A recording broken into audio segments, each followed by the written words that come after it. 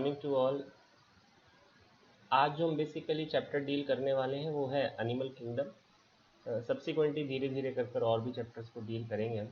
तो देखिएगा, किंगडम से क्या समझते हैं। पहला तो इम्पॉर्टेंट थिंग ये है कि ये समझना कि किंगडम क्या है। देखो, एक बहुत कॉमन भाषा में अगर इसको समझने की कोशिश करिएगा तो किंगडम जो है हमारे पास एक साम्राज्य हो गया है ना, बहुत बड़ा साम्राज्य है ना। अब देखो, बहुत बड़े साम्राज्य की एक प्रॉब्लम हो गई कि डिक्टेटरशिप होगी, एक रूल्स एंड रेगुलेशंस बन जाएंगे, उन रूल्स एंड रेगुलेशन के अकॉर्डिंगली वर्क करना पड़ेगा। लेकिन देखो, अब अगर इंडिया एज एन होल देखा जाए तो ये भी एक बड़ा साम्राज्य है ना। तो अगर इंडिया को पर्टिकुलर डिवाइड ना किया होता स्टेट्स में according to their geographical condition, वो किस तरह से वहाँ पर पर्टिकुलर मूवमेंट्स होनी चाहिए, काम होना चाहिए, क्या क्या वहाँ के प्रोटोकॉल्स होने चाहिए, क्या क्या फॉलोइंग होनी चाहिए, अगर उसके अकॉर्डिंगली स्टेट्स को डिवाइड ना करते तो एक ही जगह से जब रूलिंग होती ना तो वहां पर प्रॉब्लम आना शुरू हो जाती। ठीक है, तो इंडिया को डिवाइड कर दिया हमने ना छोटे छोटे स्टेट, और स्टेट्स के बाद में हमने देखा अल्टीमेटली डिस्ट्रिक्ट्स आ गए, डिस्ट्रिक्ट्स के बाद हमने देखा तहसील्स आ जाती हैं। क्यों होता है ऐसा? वो होता है इसलिए है कि बड़े लेवल के ऊपर चीज़ों को डिक्टेट करना बहुत ज़्यादा मुश्किल होता है, छोटे लेवल पर चीज़ों को मैनेज करना आसान हो जाता है। तो मेन बाय की कुछ सर्टेन फीचर्स तो देखे ही होंगे इंडिया ने कि हमने उनको स्टेट्स में डिवाइड कर दिया इंडिया को। वैसे ही देखिएगा, ये जो आपके पास जानवरों का साम्राज्य है ना, एनिमल किंगडम की जो बात कर रहे हैं, तो यहाँ पर भी कुछ एक पर्टिकुलर फीचर्स के हिसाब से हमने पर्टिकुलरली जो इस साम्राज्य को छोटे छोटे पार्ट के अंदर डिवाइड कर दिया। तो कुछ स्पेशल फीचर्स हमने उठाए जिसके बेसिस के ऊपर आज की डेट में हम ये पढ़ते हैं कि एग्जैक्टली में एनिमल किंगडम को हम किस किस तरह से डिवाइड करते हैं। तो देखिए, पहली लाइन जो यहाँ पर लिखी हुई है कि million of species of animals have been described and it becomes more necessary to classify them to assign a systemic position. देखो, मैंने अभी कहा ना कि हमारे पास तो साम्राज्य तो बहुत बड़ा हो गया, एनिमल किंगडम बहुत बड़ा है, तो कुछ एक सर्टेन नेसेसिटीज आ जाती हैं जिसकी वजह से हमारे को पर्टिकुलरली उस साम्राज्य को छोटे छोटे पार्ट में डिवाइड करना पड़ता है। तो हमने जो क्लासिफिकेशन यहाँ पर एनिमल की है वो on the basis of arrangement of cell, number one. Second is the body symmetry. Third is the nature of coelom. Fourth आपके पास में pattern of digestive, circulatory and reproductive system को हमने देखा, और उन फीचर्स के हिसाब से पर्टिकुलर हमने एनिमल किंगडम को डिवाइड करने की कोशिश की। क्लियर हो गया जी? बहुत सिंपल सी चीज है। तो देखिएगा, सबसे पहला पार्ट आता है जिसको हम कहते हैं लेवल ऑफ ऑर्गेनाइजेशन।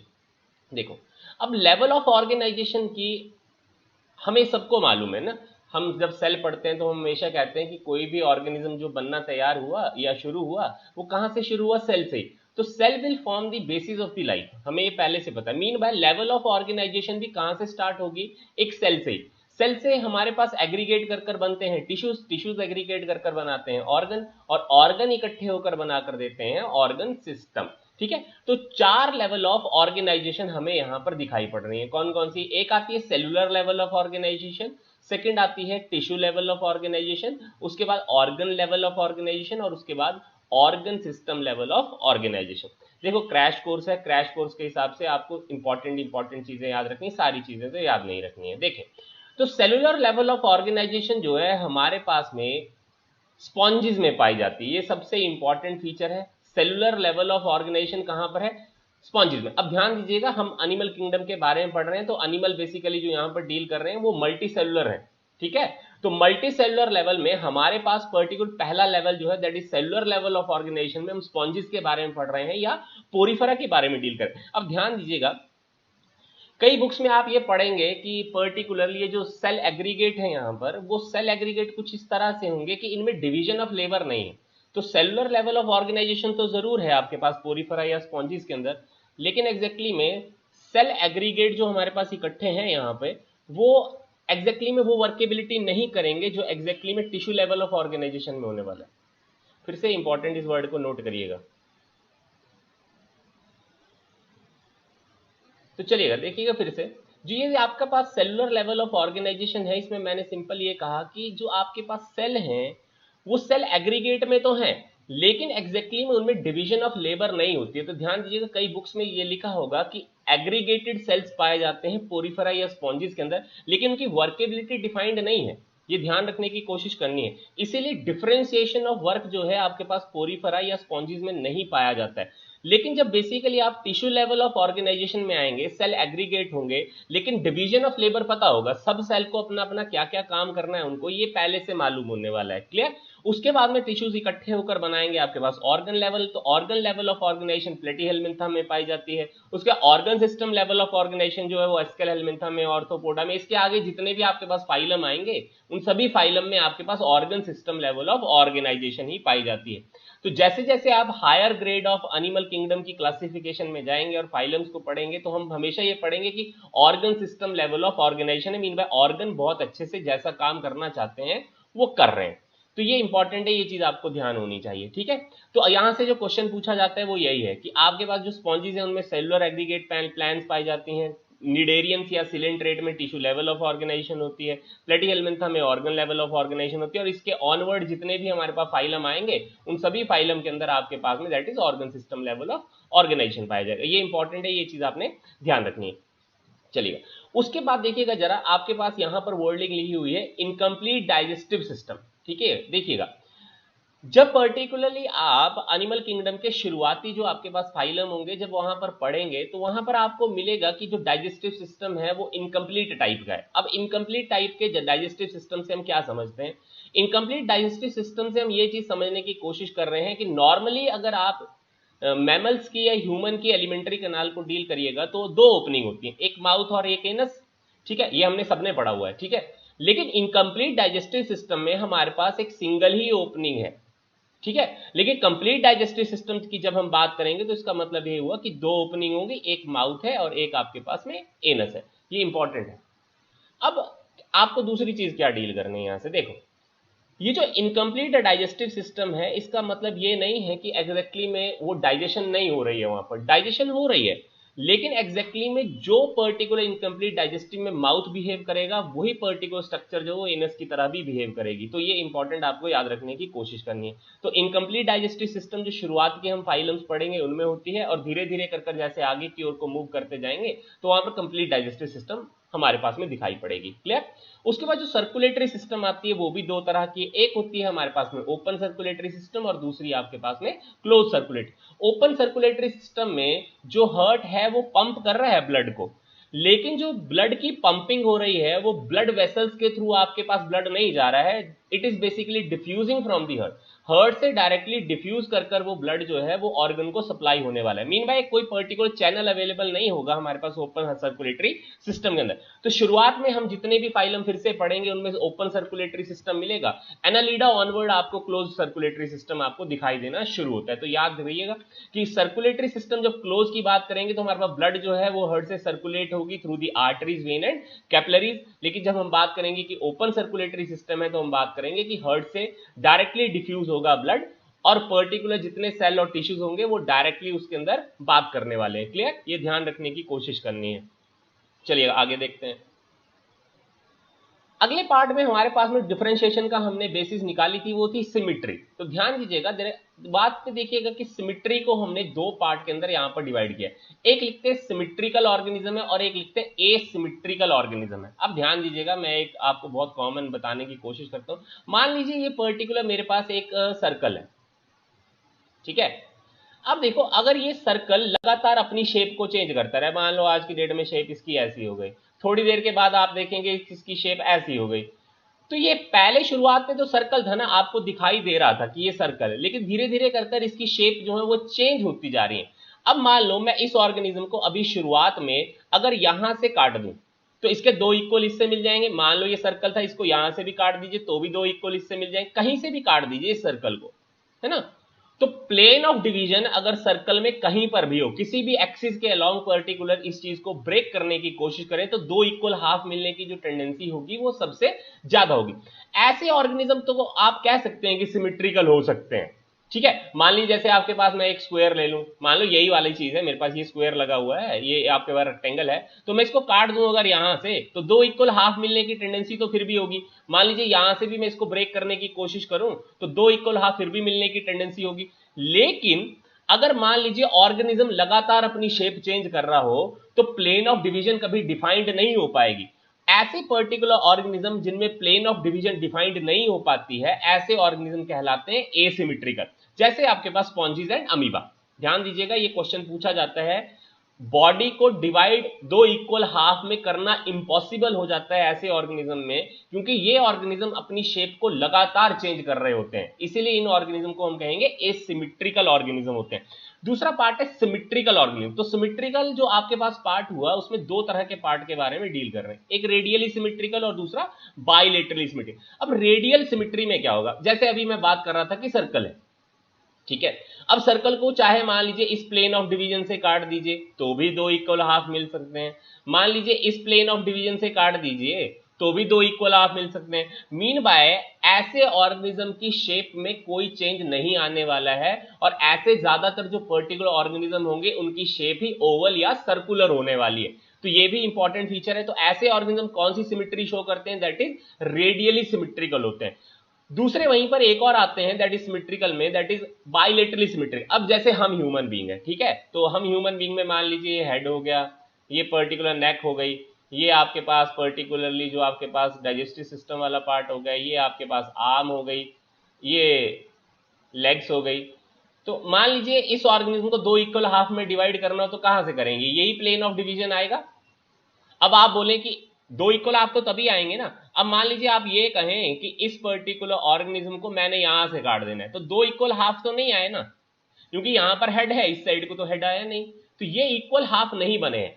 इसीलिए बाइलेटरली सिमेट्रिकल जो ऑर्गेनिज्म होंगे उनमें पर्टिकुलर एक ही प्लेन ऑफ डिवीजन ऐसा होगा जहां से ऑर्गेनिज्म को दो इक्वल हाफ में आप डिवाइड कर पाएंगे। रेडियली सिमेट्रिकल ऑर्गेनिजम्स में एक से ज्यादा प्लेन ऑफ डिवीजन आपके पास हो सकती है जहां से ऑर्गेनिज्म को दो इक्वल हाफ में आप डिवाइड कर पाए। तो रेडियली सिमेट्रिकल जो ऑर्गेनिज्म है वो हमारे पास सिलेंट्रेट्स आते हैं, ठीक है, दूसरे आपके पास में दैट इज इकाइनोडर्मेट्स आती हैं। इसके अलावा जो आपके पास ऑर्गेनिज्म है वो ज्यादातर क्या है आपके पास बाइलेटरली सिमेट्रिकल। तो जैसे यहां पर एग्जांपल भी लिखा हुआ, जितने भी वर्टिब्रेट्स होते हैं वो सभी के सभी आपके पास बाइलेटरली सिमेट्रिकल ऑर्गेनिज्म होते हैं। ये इंपॉर्टेंट है, ये चीज आपको ध्यान रखनी है।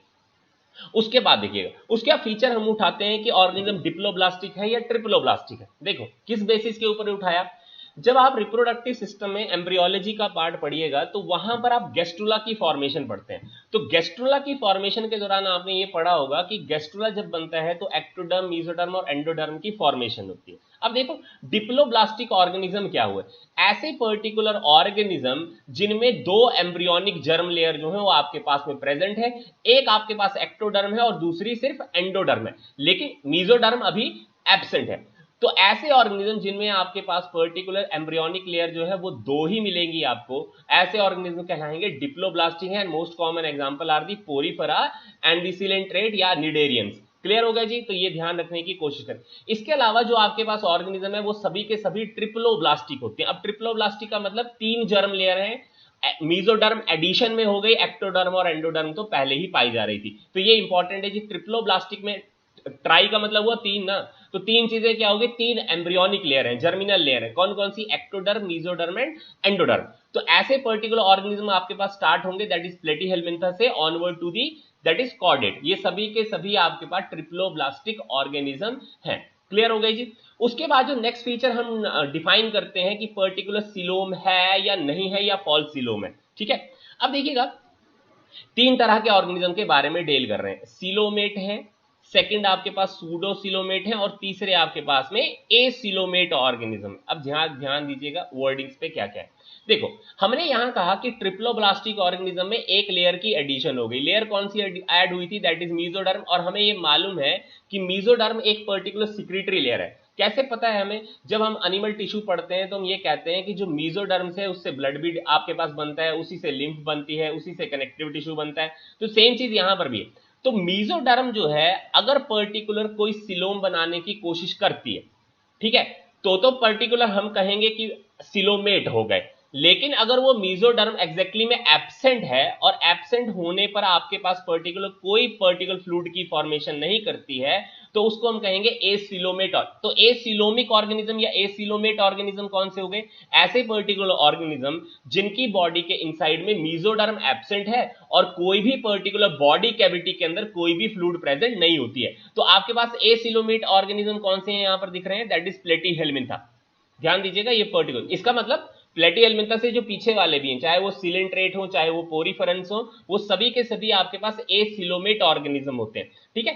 अब पहली बार पूछा गया कि सिलोम कहाँ दिखती है, तो देखो अब एक चीज है, मान लीजिए ये एक आपके पास एक्टोडर्म हो गई, सेंटर में आपके पास एंडोडर्म हो गई और बीच में आपके पास मीजोडर्म। अब देखो मीजोडर्म जो है वो अभी तक पूरी तरह से बनी नहीं है, बीच बीच में से अभी पार्शियल इसकी फॉर्मेशन हो रही है। मीन बाय जो सिलोम एग्जैक्टली में ये मीजोडर्म आपको बनाकर देने वाली है और जो बॉडी कैविटी में आपको दिखाई पड़ेगा वो एग्जैक्ट वो वाला सिलोम नहीं होगा जो एग्जैक्टली में ये पूरी की पूरी मीजोडर्म बनने के ऊपर सिक्रीट करने वाली होगी। इसका मतलब सिलोम तो बन रहा है, फ्लूइड बन रही है, लेकिन एग्जैक्टली वो सिलोम वो वाला फंक्शन नहीं कर सकती है जो एग्जैक्टली में उस सिलोम को करना चाहिए। मीन बाय वो सिलोम है तो है लेकिन पूरी तरह से सिलोमिक इफेक्ट वाली नहीं है। मीन बाय अब जो मीजोडर्म जो है जो बाइफरकेटेड है, बीच बीच में से ब्रेक डाउन होने पर जो सिलोम रिलीज कर रही है उसको हम कहेंगे सूडोसिलोम, या ऐसे ऑर्गेनिज्म को हम क्या कहेंगे, सूडोसिलोमेट्स है। मीन बाय सूडोसिलोमेट में सूडो का मतलब है फॉल्स सिलोम है, एग्जैक्ट जैसा सिलोम आप चाहते थे वैसे वाला सिलोम आपको नहीं दिखाई पड़ रहा है, लेकिन सिलोम अभी दिखाई, मीन बाय फ्लूइड दिखाई पड़ रहा है आपको। तो एक्टोडर्म और एंडोडर्म के बीच में आपके पास पर्टिकुलर अभी मीजोडर्म जो है वो अभी प्रेजेंट तो है लेकिन वो ब्रेक डाउन कंडीशन में अभी तक पूरी तरह से फॉर्म नहीं हुई है, तो ऐसे ऑर्गेनिज्म को हम कहेंगे सूडोसिलोमेट। तो सूडोसिलोमेट हमारे पास आते हैं, दैट इज एस्कल हेलमिंथा। ये क्वेश्चन पूछा भी जाता है तो इसको याद कर चलिएगा। सूडोसिलोमेट पहले ऑर्गेनिज्म कौन से, दैट इज दी एस्कल हेलमिंथा। अब चलिएगा ऐसे ऑर्गेनिज्म भी है हमारे पास में जहां पर मीजोडर्म पूरी तरह से बन गई और उसने पर्टिकुलर वही वाला सिलोम बनाया जिसको हम ट्रू सिलोम कहते हैं। तो ऐसे ऑर्गेनिज्म क्या कहलाए, दैट इज सिलोमेट। तो सिलोमेट कौन कौन से आते हैं आपके पास, एनालिड्स हो गए, कॉर्डेट्स हो गए, मोलस्क हो गए, ऑनवर्ड जैसे जैसे एनालिड से आगे की ओर को जाएंगे वो सभी के सभी ऑर्गेनिज्म क्या कहलाएंगे, सिलोमेटिक ऑर्गेनिज्म है। मीन बाय उनके अंदर ट्रू सिलोम की फॉर्मेशन होती है। अब देखिएगा ट्रू सिलोम को भी अगर आप अच्छी बुक्स को पढ़िएगा तो उसमें डिफाइन किया हुआ नाम ये लिखते हैं शाइजोसिलोमेट है। शाइजोसिलोमेट एग्जैक्टली में वो वाला सिलोम हुआ जो एग्जैक्ट ट्रू है, पूरी तरह से एग्जैक्ट वही फंक्शन करता है जो बॉडी के अंदर उसको करना चाहिए। तो एनालिड्स और जो ऑर्थोपोड्स होते हैं वो पर्टिकुलरली उनकी बॉडी के अंदर वो शाइजोसिलोम प्रेजेंट होती है, इसीलिए एनालिड और ऑर्थोपोड को शाइजोसिलोमेट्स कहा जाता है। तो ये आपने ध्यान रखना है। इसके ऑनवर्ड जो आपके पास आते हैं ऑर्थोपोड एनालिड्स के ऑनवर्ड, उनको हम शाइजोसिलोमेट नहीं कहते, हम सिर्फ ये कहते हैं कि वो सिलोमेट्स है। क्लियर हो गई जी वर्डिंग, तो ये चीज आपने ध्यान रखनी है। चलिएगा आगे देखते हैं। तो चलिएगा नेक्स्ट पार्ट आपके पास आती है, दैट इज मेटामेरिक सेगमेंटेशन। अब जरा ध्यान दीजिएगा, एक वर्ड हम सेगमेंटेशन वर्ड यूज करेंगे और एक वर्ड यूज करेंगे मेटामेरिक सेगमेंटेशन। देखिए हुआ क्या, बॉडी जो है वो एक्सटर्नली और इंटरनली जो है वो आपके पास डिवाइड हो गई है सेगमेंट्स के अंदर। सेगमेंट का मतलब है कि आपके पास स्ट्राइएशंस हो गई, पर्टिकुलर मान लीजिए ऑर्गन है, उस ऑर्गन में ये धीरे धीरे कर स्ट्राइएशंस आना शुरू, तो ये डिवीजन हो गया, उस ऑर्गन को क्या कर दिया, धीरे धीरे कर डिवाइड हो गया, सेगमेंट्स में वो ऑर्गन डिवाइड हो गया। अब सुनिए, अगर वो ऑर्गन पर्टिकुलर आपके पास डिवाइड हो गया, इसका मतलब इंटरनली आपके पास जो ऑर्गन है उसके डिवीजन की बात कर रहे हैं। मान लीजिए अगर बॉडी बाहर से भी आपके पास सेगमेंट्स में डिवाइड होना शुरू है, तो इंटरनल भी सेगमेंट है, एक्सटर्नल भी सेगमेंट है, तो ऐसी सेगमेंटेशन के लिए हम वर्ड यूज करेंगे that is metameric segmentation. Otherwise हम नॉर्मल वर्ड जब हम ये कहें वर्ड यूज करें कि सेगमेंटेशन हो गई, तो सेगमेंटेशन से आप ये नहीं कहेंगे कि मेटामेरिक सेगमेंटेशन हो गई। मेटामेरिक आप तभी वर्ड यूज करेंगे जब इंटरनल और एक्सटर्नल आप दोनों जगह पर पर्टिकुलर सेगमेंट्स दिखाई पड़े, ऑर्गन इनसाइड वाले जो वो भी डिवाइड हो, बॉडी बाहर से वो भी डिवाइड हो। तो मेटामेरिक सेगमेंटेशन भी आज की डेट में दो फाइलम के अंदर पाई जाती है, आपकी बुक में एक में लिखी है एनसीईआरटी में, ठीक है। तो एनालिड्स एंड आर्थ्रोपोडा दोनों के अंदर मेटामेरिक सेगमेंटेशन होती है, एक में होलो मैरिक होती है, एक में हिट्रोमेरिक होती है। आपने याद रखना बस ये है कि मेटामेरिक जो सेगमेंटेशन है वो दो फाइलम के अंदर पाई जाती है, एक एनालिड्स के अंदर और दूसरी आपके पास आर्थ्रोपोडा के अंदर। ध्यान रहेगा ना इतना सा, क्लियर हो गई जी। तो वर्डिंग्स पे ध्यान दीजिएगा, एक्सटर्नल इंटरनल सेगमेंटेशन तो वर्ड यूज करेंगे मेटामेरिक सेगमेंटेशन, और अगर नॉर्मल सेगमेंटेशन वर्ड यूज किया हुआ है तो आप ये समझें कि हो सकता है बॉडी इंटरनली डिवाइडेड हो सकता है बॉडी एक्सटर्नली डिवाइडेड हो। क्लियर हो गई जी यहां तक भी। चलेगा अब हम क्लासिफिकेशन पढ़ने वाले हैं कि हमारे पास कौन कौन से पर्टिकुलर, इनके बेसिस के ऊपर जो हमने पर्टिकुलर अभी क्लासिफिकेशन के बेसिस देखे हैं कि कौन कौन से पर्टिकुलर फीचर्स थे जिनके बेसिस के ऊपर हमने एनिमल किंगडम को डिवाइड कर दिया। तो हम वो चीजें देखने वाली हैं कि वो पर्टिकुलर कौन कौन सी हमारे पास पर्टिकुलर छोटे छोटे जो चीजें बनाई हमने एनिमल किंगडम में वो कौन कौन सी हैं। तो देखिए पहला जो क्लासिफिकेशन में हमारे पास आती है दैट इज फाइलम पोरीफेरा। देखो सबसे ज्यादा जो हमारे पास एंशियंट ऑर्गेनिज्म एनिमल किंगडम में अवेलेबल है वो है ही पोरिफेरा। अब देखो वर्ड पे ध्यान दीजिएगा, POR है ना, तो यहां से क्या कहते हैं, पोरिफेरा कैसे हैं, पोर बियरिंग ऑर्गेनिज्म है। कैसे हैं, पोर बियरिंग ऑर्गेनिज्म, ऐसे ऑर्गेनिज्म जिनकी बॉडी में छेद होते हैं। ठीक है, अब ध्यान दीजिएगा, मैंने थोड़ी देर पहले ही आपको यह कहा था कि जो पोरिफेरा है वो सेलुलर लेवल ऑफ ऑर्गेनाइजेशन बताता है, लेकिन मैंने ये जरूर कहा कि सेलुलर लेवल ऑफ ऑर्गेनाइजेशन बताता है लेकिन डिवीजन ऑफ लेबर नहीं है।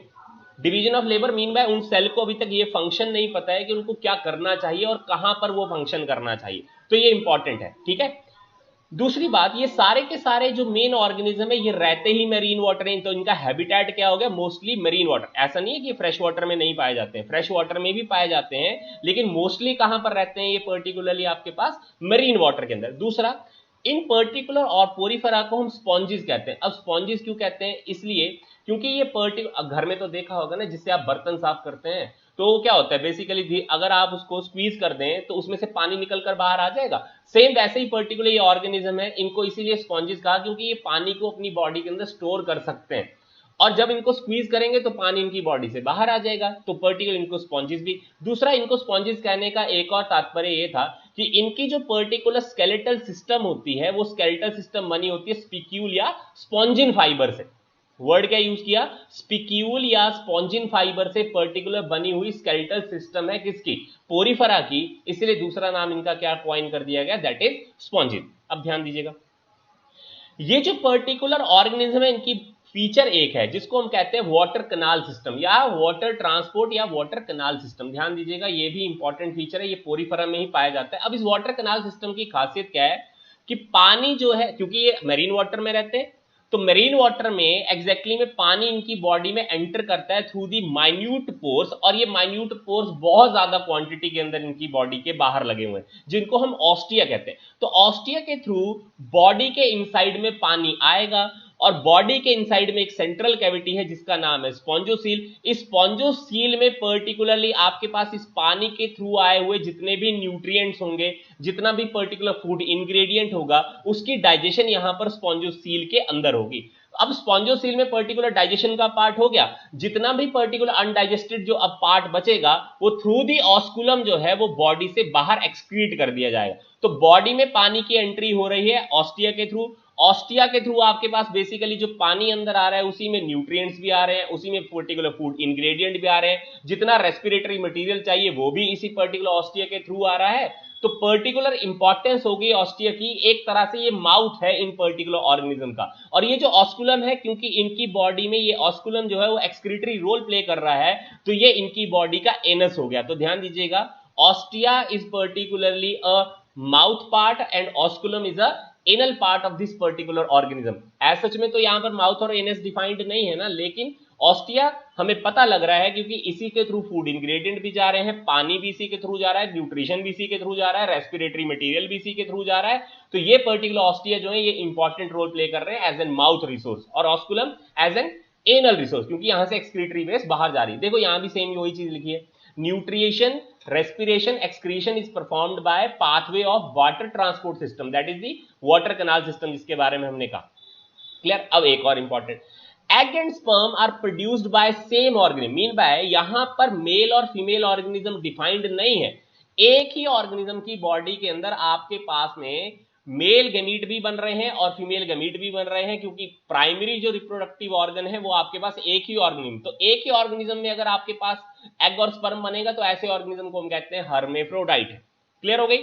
ऐसे पर्टिकुलर ऑर्गेनिज्म जो है वो एसेक्सुअल रिप्रोडक्शन भी शो कर सकते हैं और सेक्सुअल रिप्रोडक्शन भी शो कर सकते हैं। तो सेक्सुअल रिप्रोडक्शन तो सेम फंडामेंटल है, एग और स्पर्म बन रहे हैं तो गैमीट की फॉर्मेशन तो हो रही है। एसेक्सुअल रिप्रोडक्शन ये बेसिकली फॉलो करते हैं, दैट इज फ्रेगमेंटेशन।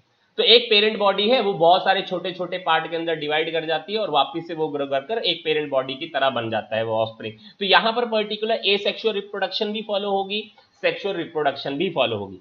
अब यहां पर इंपॉर्टेंट एक चीज और है, देखो इसको आगे जाकर डिफरेंशिएट कर हम देखेंगे, दैट इज फर्टिलाइजेशन जो यहां पर दिख रही है वो इंटरनल है, बॉडी के इनसाइड में फर्टिलाइजेशन होगी, लेकिन बॉडी के बाहर आकर आपके पास डेवलपमेंट। तो डेवलपमेंट कैसी है, इनडायरेक्ट है, डायरेक्ट डेवलपमेंट नहीं हो रही है। अब इनडायरेक्ट का मतलब क्या हुआ, लार्वल फॉर्म्स आपको बीच में मिलेंगी, कोई डायरेक्ट ऑर्गेनिज्म आपको नहीं मिलेगा, तो वो लार्वा डेवलप कर कर हमें अडल्ट की फॉर्म में दिखाई पड़ेगा बाद में। मीन बाय हम ऐसे डेवलपमेंट को क्या कहते हैं, इनडायरेक्ट डेवलपमेंट है। तो आपके पास एग्जांपल्स बुक्स के अंदर बहुत सारे लिखे हुए हैं, जैसे साइकॉन है, Spongilla Spongilla that is the fresh water sponge के बारे में आपको पता होना चाहिए। अदरवाइज इसके अलावा जो यहाँ पर आप जितनी भी स्पॉन्जेस पढ़ेंगे वो सभी के सभी मेरीन वाटर के अंदर रहती हैं, तो Spongilla is a fresh water sponge है। इसके अलावा भी बहुत सारे एग्जाम्पल एनसीईआरटी में दिए हुए हैं, आप उनको एक बार देख लें। उन एनसीईआरटी के उन पर्टिकुलर जो एग्जाम्पल है उनसे भी डायरेक्ट क्वेश्चन पूछा जाता है। क्लियर, तो ये भी याद होना चाहिए।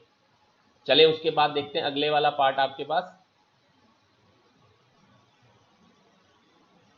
तो चलेंगे। नेक्स्ट आता है सिलेंट्रेट या निडेरियंस। अब ध्यान दीजिएगा फिर से वर्ड्स के ऊपर, क्योंकि यहां से भी बहुत सारे क्वेश्चन पूछे जाते हैं। देखो यहां फिर से ये लिखा हुआ है कि अभी भी इनका हैबिटेट जो है वो पानी के इनसाइड में ही रहने वाले ऑर्गेनिज्म, और मोस्टली फिर से मरीन है। कैसे ऑर्गेनिज्म है, मरीन वाटर में रहने वाले ऑर्गेनिज्म है। अब देखिए वर्ड क्या लिखा हुआ है, सेसाइल भी हो सकते हैं, मीन बाय एक पर्टिकुलर जगह पर स्टैग्नेंट है, वहां से मूव नहीं करते हैं। फ्री स्विमिंग भी हो सकते हैं, मीन बाय आपके पास अपनी प्लेस पोजीशन को चेंज कर सकते हैं। रेडियली सिमिट्रिकल है। देखो जब हमने पर्टिकुलर ऑर्गेनिज्म पढ़ा था पोरिफेरा, तो हमने कहा कैसे हैं, एसिमेट्रिकल ऑर्गेनिज्म है। सिमेट्री के बारे में डेफिनेशन नहीं है वहां पर, क्योंकि एसिमेट्रिकल क्यों है, क्योंकि वो पर्टिकुलर अपनी बॉडी फॉर्म को चेंज करते रहते हैं। अब यहां पर रेडियली सिमेट्रिकल ऑर्गेनिज्म है। रेडियली सिमेट्री का मतलब प्लेन ऑफ डिवीजन एक से ज्यादा हो सकती है। क्लियर, ये भी हमें पता लग गया। डिप्लोब्लास्टिक है, टिश्यू लेवल ऑफ ऑर्गेनाइजेशन होती है, सिंगल ओपनिंग अभी भी मिलेगी। लेकिन इंपॉर्टेंट क्या है जी, ये इंपॉर्टेंट है। देखो क्या लिखा है, they show two type of body. तो दो तरह की मॉर्फोलॉजिकल वेरिएशन आपको दिखाई देगी, एक को कहते हैं पॉलिप और एक को कहते हैं मेडुसा। पॉलिप एंड मेडुसा जो है वो अल्टरनेटिवली आपको फॉर्म्स में दिखाई पड़ सकते हैं। अब देखिए पॉलिप क्या होते हैं, बॉडी फॉर्म पॉलिप जो है उसमें हमारे पास सिसाइल होगी, फिक्स होगी, सिलिंड्रिकल। मीन बाय जो बॉडी शेप है वो सिलिंड्रिकल है, वो एक ही जगह पर आपके पास में स्टैग्नेंट है, वो मूव नहीं करते हैं। ये इंपॉर्टेंटली आपको याद होना चाहिए। और तीसरी एक और इंपॉर्टेंट थिंग, इनमें गोनेडल ऑर्गन नहीं है, पॉलिप में कोई गोनेड नहीं है। ठीक है, एग्जांपल है आपके पास हाइड्रा एडेम्सिया। ठीक है, मेडुसा कैसे हैं, फ्री स्विमिंग होते हैं, अम्ब्रेला शेप्ड होते हैं, और इनके पास में गोनेडल ऑर्गन प्रेजेंट है, जैसे ऑरिलिया हो गई, जेलीफिश। क्लियर हो गया, ये इंपॉर्टेंट। अब क्या लिखता है, ये लिखता है कि पॉलिप जो है वो मेडुसे में चेंज कर सकती है और मेडुसे पॉलिप में चेंज हो सकते हैं। तो ध्यान दीजिएगा, मीन बाय आपके पास में कभी पॉलिप से मेडुसे बनेंगे, मेडुसे से कभी पॉलिप बनेंगे। तो ये पर्टिकुलर, क्योंकि आपके पास यहां देखो, यहां विदाउट गोनेड है ना पॉलिप, और यहां मेडुसे गोनेड इनमें प्रेजेंट है। मीन बाय आपके पास पॉलिप जो है वो मेडुसा में चेंज हो जाएगा थ्रू द एसेक्सुअल रिप्रोडक्शन, और मेडुसा पॉलिप में चेंज हो जाएंगे थ्रू द सेक्सुअल रिप्रोडक्शन। क्योंकि मेडुसा में आपके पास पर्टिकुलर गोनेड प्रेजेंट है, मीन बाय सेक्सुअल रिप्रोडक्शन का फेनोमेना शो कर सकता है। तो मेडुसा से पॉलिप बन जाते हैं थ्रू दी सेक्सुअल रिप्रोडक्शन, और पॉलिप से मेडुसे बन जाते हैं थ्रू दी एसेक्सुअल रिप्रोडक्शन। तो ये ध्यान रखिएगा, ये इंपॉर्टेंट है। और जो ओबिलिया है आपके पास में, वो पर्टिकुलर ये ऑल्टरनेशन ऑफ जनरेशन का फंडामेंटल फॉलो करती है। ध्यान दीजिएगा, ये इंपॉर्टेंट है, यहां से क्वेश्चन आपको पूछा जाता है। पॉलिप मेडुसे में चेंज होते हैं थ्रू दी एसेक्सुअल रिप्रोडक्शन, और मेडुसे पॉलिप में चेंज होते हैं through the sexual mode of reproduction. Obelia आपके पास सिलेंट्रेट का एक ऑर्गेनिज्म ऐसा है जहां पर पर्टिकुलर ये फीचर एग्जैक्टली में फॉलो होती है। याद रखिएगा, ये भी इंपॉर्टेंट है। अब देखिए एक इंपॉर्टेंट चीज और यहां पर क्या है, ये जो सिलेंट्रेट है इनकी बॉडी में एक आपके पास में स्टिंगिंग सेल पाए जाते हैं, उनको निमेटोसाइट्स कहा जाता है। ध्यान दीजिएगा, वहां से भी एक क्वेश्चन पूछा जाता है। बॉडी का जो डिफेंस है, ऑफेंस है, उनको करने, अपनी बॉडी को मतलब बचाना तो है ना इस ऑर्गेनिज्म ने, कि मेरे को कोई मार ना दे दूसरा ऑर्गेनिज्म। तो इनकी बॉडी में एक पर्टिकुलर सेल दिया हुआ है जिसका नाम है आपके पास पर्टिकुलर निमेटोसाइट, नाइडोब्लास्ट सेल भी कहते हैं उसको। तो नाइडोब्लास्ट या निमेटोसाइट जो होते हैं वो पर्टिकुलर डिफेंसिव रोल प्ले करने में हेल्प करते हैं। ठीक है जी, उनको इसीलिए स्टिंगिंग सेल भी कहा जाता है। तो ये भी इंपॉर्टेंट फीचर है, आपने यहां से याद रखना है। सिलेंट्रेट से ये भी क्वेश्चन पूछा जाता है, स्टिंगिंग सेल का नाम बताइए। तो स्टिंगिंग सेल जो आपके पास सिलेंट्रेट या निडेरियंस के अंदर है उसका नाम क्या है जी, दैट इज निमेटोसाइट या नाइडोब्लास्ट। क्लियर हो गई जी इतनी फंडामेंटल। चले उसके बाद देखिए थर्ड फाइलम है जिसका नाम है टीनोफोरा। ये लेटर ऑन ऐड किया था, पहले हम ये टीनोफोरा जो फाइलम के फीचर्स थे वो सिलेंट्रेट में ही पढ़ा करते थे, लेकिन आज की डेट में ये अलग कर दिया गया। अब जरा ध्यान दीजिए, टीनोफोरा को नॉर्मली कॉम जेलीज या सी वॉलनट कहते हैं। नाम क्या लिखा जी, सी वॉलनट या कॉम्ब जेली। अब खासियत क्या है जरा यहां देखिएगा, exclusively marine organism, mean bye एक भी ऑर्गेनिज्म टीनोफोरा का एनिमल जो है वो आपके पास फ्रेश वाटर में पाया नहीं जाता है, सभी के सभी कहां पर रहते हैं, एक्सक्लूसिवली मरीन। लेकिन निडेरियन और पोरिफेरा में हमने पढ़ा कि मोस्टली मरीन होते हैं, इसका मतलब फ्रेश वाटर में भी पाए जाते हैं।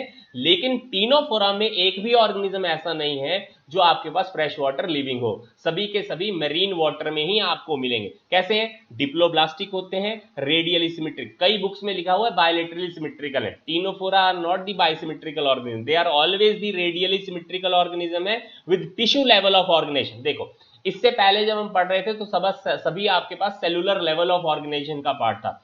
पोरिफेरा के अंदर सेल को अभी तक अपना फंक्शन नहीं पता था कि एग्जैक्टली में उसे क्या करना है। सिलेंट्रेट में आपके पास डिवीजन ऑफ लेबर होना शुरू हो गई थी, सेल को फंक्शन पता लगना शुरू हो गया था। लेकिन सेल के एग्रीगेट बनकर जहां पर टिश्यू हमें दिखाई पड़े वो था आपके पास टीनोफोरा। ये इंपॉर्टेंटली आपको याद होना चाहिए। अब देखो क्या लिखता है कि टीनोफोरा की जो बॉडी है उसमें 8 सीलिएटेड कॉम्ब प्लेट होती हैं जो उसको हेल्प करती हैं लोकोमोशन के अंदर। ध्यान दीजिएगा, नंबर पता होना चाहिए, कॉम्ब प्लेट का नंबर कितना है, 8। तो 8 कॉम्ब प्लेट जो है वो locomotion of this particular organism में हेल्प करती है टीनोफोरा के अंदर। अब इंपॉर्टेंट एक और चीज है, देखो सिलेंट्रेट को टीनोफोरा से अलग क्यों किया, क्योंकि सिलेंट्रेट की बॉडी के अंदर आपके पास स्टिंगिंग सेल पाए जा रहे थे जिनका नाम नाइडोब्लास्ट या निमेटोसाइट था।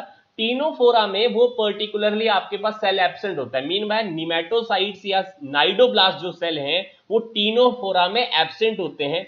उसको रिप्लेस कर कर एक और सेल यहां पर पाया जाता है जिसका नाम है लासो सेल, LASSO। टीनोफोरा में जो सेल आपके पास प्रेजेंट है उसका नाम लासो सेल है, लेकिन वो लासो सेल स्टिंगिंग सेल नहीं है। ये इंपॉर्टेंटली आपको याद रखना है, क्लियर। इसके अलावा एक फंडामेंटल और है जो टीनोफोरा में पाई जाती है जो इसको बिल्कुल अलग कर देती है सिलेंट्रेट से, that is the bioluminescence. Bioluminescence का मतलब हुआ ये ऑर्गेनिज्म की बॉडी जो है वो एमिट करती है लाइट को। तो जब भी इनको रात में देखिएगा तो आपको ऐसा लगेगा कि पर्टिकुलर इनकी बॉडी से लाइट की एलिमिनेशन हो रही है, तो ये एमिट करते हैं लाइट को अपनी बॉडी, जिस फिनोमेना को कहते हैं बायोलुमिनेसेंस। सिलेंट्रेट में ये फीचर नहीं पाया जाता है, ये इंपॉर्टेंटली फिर से याद होना चाहिए। अब जरा फिर से एक और इंपॉर्टेंट पार्ट देखिएगा, टीनोफोरा में आपके पास फिर से वही बात आ गई कि ये हर्मेफ्रोडाइट है, एक ही ऑर्गेनिज्म की बॉडी के अंदर एग भी बन रहे हैं, स्पर्म भी बन रहे हैं, ठीक है, तो हर्मेफ्रोडाइट हैं। लेकिन जरा याद करिएगा, हमने जब पोरिफेरा पढ़ा था तो हमने कहा था कि फर्टिलाइजेशन इंटरनल हो रही है, लेकिन इनकी बॉडी में फर्टिलाइजेशन इंटरनल नहीं है, ये एक्सटर्नली फर्टिलाइज हो रहे हैं। फर्टिलाइजेशन का फंडामेंटल कैसा है, एक्सटर्नल है, लेकिन डेवलपमेंट अभी भी इनडायरेक्ट है जैसा आपके पास पोरिफेरा के अंदर होता है। ये इंपॉर्टेंट है क्योंकि आपसे ये क्वेश्चन पूछा जाता है कभी कभार असर्शन एंड रीजन के अंदर, तो वहां पर गलती हो जाती है। हमें ऐसा लगता है कि हर्मेफ्रोडाइट ऑर्गेनिज्म है तो फर्टिलाइजेशन तो इंटरनल होनी चाहिए, लेकिन ऐसा नहीं है। फर्टिलाइजेशन जो है वो टीनोफोरा के अंदर एक्सटर्नल होती है और डेवलपमेंट आपके पास में इनडायरेक्ट है, मीन बाय लार्वल फॉर्म अभी भी आपको मिलेंगी। एग्जाम्पल फिर से टीनोप्लेना, प्लूरोब्रैंकिया के बारे में आप इसके अलावा और भी एग्जाम्पल पढ़ सकते हैं, आपके बहुत सारी बुक्स में लिखे हुए हैं, क्लियर। तो ये इंपॉर्टेंट है, लेकिन फिर भी मैंने जो चीज बताई वो याद रखनी है। एक्सक्लूसिवली मेरीन पहला इंपॉर्टेंट। सेकंड, कॉम जेलीज बोला जाता है क्योंकि जो कॉम प्लेट्स होती हैं वो हेल्प करती हैं लोकोमोशन के अंदर। बायोलुमिनेसेंस का फंडामेंटल है इनके अंदर। नाइडोब्लास्ट सेल या निमेटोसाइट एब्सेंट होते हैं, उसकी जगह पर लासो सेल होते हैं। हर्मेफ्रोडाइट ऑर्गेनिज्म है लेकिन फर्टिलाइजेशन एक्सटर्नल होगी, डेवलपमेंट इनडायरेक्ट है, डायरेक्ट नहीं होगी, लार्वल फॉर्म बीच में आपको मिलेंगी। चले उसके बाद ऑर्गेनिज्म आते हैं प्लेटीहेलमिंथा। तो प्लेटी का मतलब होता है फ्लैट, डॉर्सोवेंट्रली फ्लैटेंड बॉडी है। देखो अब डॉर्सोवेंट्रली फ्लैटेंड से आप क्या समझे, आगे पीछे से देखेंगे तो सपाट है, चप्पल तो देखी होगी ना, तो चप्पल को ऊपर से देख लीजिए, नीचे से देख लीजिए, बिल्कुल आपके पास सपाट होती है, बिल्कुल ठीक है। तो आपके पास डॉर्सोवेंट्रली फ्लैटेंड बॉडी होती है प्लेटीहेलमिंथा की, इसीलिए इनको फ्लैट वर्म्स कहा जाता है। क्या कहा गया, फ्लैट वर्म। पहले ऑर्गेनिज्म जो बाइलेटरली सिमेट्रिकल है, इससे पीछे आपने सभी ऑर्गेनिज्म जो पढ़े हैं वो अभी तक आपने कौन से वाले पढ़े हैं, that is radially symmetric. Triploblastic organism mean bye 3 germ layer हो गई हैं, लेकिन 3 जर्म लेयर होने के बावजूद अभी भी एसिलोमेट है।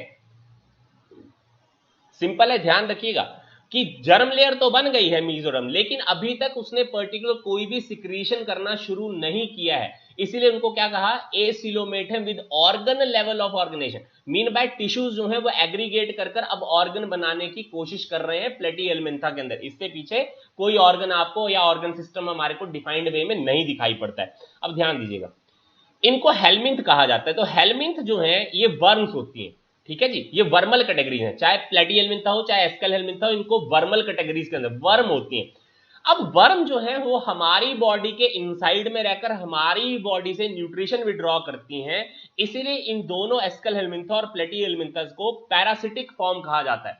पैरासाइट क्या होता है, जो किसी और की बॉडी से न्यूट्रिशन को विड्रॉ कर अपना सर्वाइवल कर रहे होते हैं। अब सिंपल सी बात है, अगर प्लेटीहेल्मिंथा हमारी बॉडी में रहता है तो वो रह कैसे पाता है, क्योंकि उसकी बॉडी में हुकर और सकर दिए।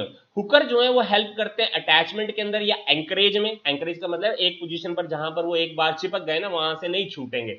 तो हुकर बेसिकली हेल्प करते हैं प्लेटीहेल्मिंथा को हमारी बॉडी के साथ में जुड़ने में, और सकर हेल्प करते हैं उस बॉडी से न्यूट्रिशन को विड्रॉ करने में।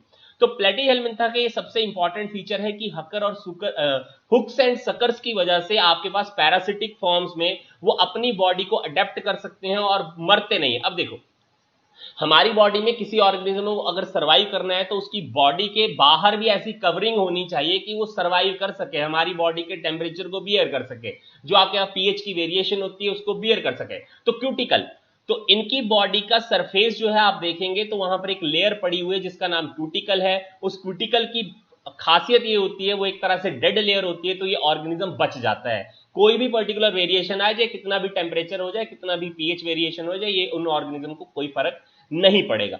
अब देखिए, इनकी बॉडी के अंदर एक्सक्रीटरी सिस्टम में आपके पास पर्टिकुलर एक सेल आते हैं जिनका नाम है फ्लेम सेल। अब देखिएगा, पीछे जब हम चीज पढ़ रहे थे तो हमने कहा कि सेल को अपने फंक्शन नहीं पता है।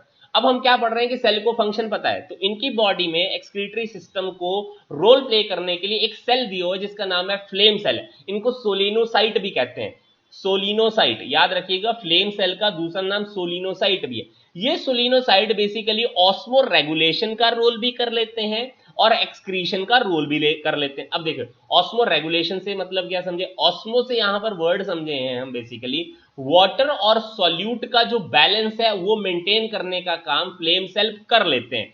इसका मतलब आपके पास में होमियोस्टेसिस को मेंटेन करने वाला जो सेल प्लेटीहेल्मिंथा में पाया जाता है वो फ्लेम सेल है। ये इंपॉर्टेंट है, ये भी याद रखना। इसके अलावा ये एक्सक्रीटरी रोल भी प्ले कर रहा है, ये भी ध्यान रखने की जरूरत है। अब इससे पहले जब हम पढ़े ना, तो जब पोरीफेरा के अंदर पढ़ा तो हमने पोरीफेरा में ये पढ़ा था ऑस्कुलम है उसके थ्रू एक्सक्रीशन हो रही, लेकिन स्पेशली डिफाइंड कोई सेल नहीं था वहां पर। लेकिन प्लेटीहेल्मिंथा आपके पास पहले ऑर्गेनिज्म ऐसे यहां पर दिखाई पड़ रहे हैं जिनमें कोई सेल एग्जैक्टली में आपको फंक्शन करता हुआ दिख रहा है, और वो भी बॉडी का सबसे इंपॉर्टेंट फंक्शन, वो भी एक ऑस्मो रेगुलेशन का, दूसरा आपके पास में एक्सक्रीशन का। ये भी इंपॉर्टेंट याद रखने की कोशिश करें। अब देखिएगा, जैसा हमने पोरीफेरा के अंदर पढ़ा था, सेम आपके पास फर्टिलाइजेशन, डेवलपमेंट और आपके पास ऑर्गेनिज्म के गोनेडल सिस्टम का फंडामेंटल सेम है। जरा यहां देखिएगा फिर से, तो ये ऑर्गेनिज्म अभी भी हर्मेफ्रोडाइट है, मीन बाय मेल और फीमेल अभी भी डिफाइंड नहीं है। एक ही ऑर्गेनिज्म की बॉडी के अंदर आपके मेल और फीमेल गैमीट बन रहे हैं, उसी की बॉडी के अंदर आपके पास में इंटरनल फर्टिलाइजेशन, लेकिन डेवलपमेंट अभी भी फिर से इनडायरेक्ट है। मीन बाय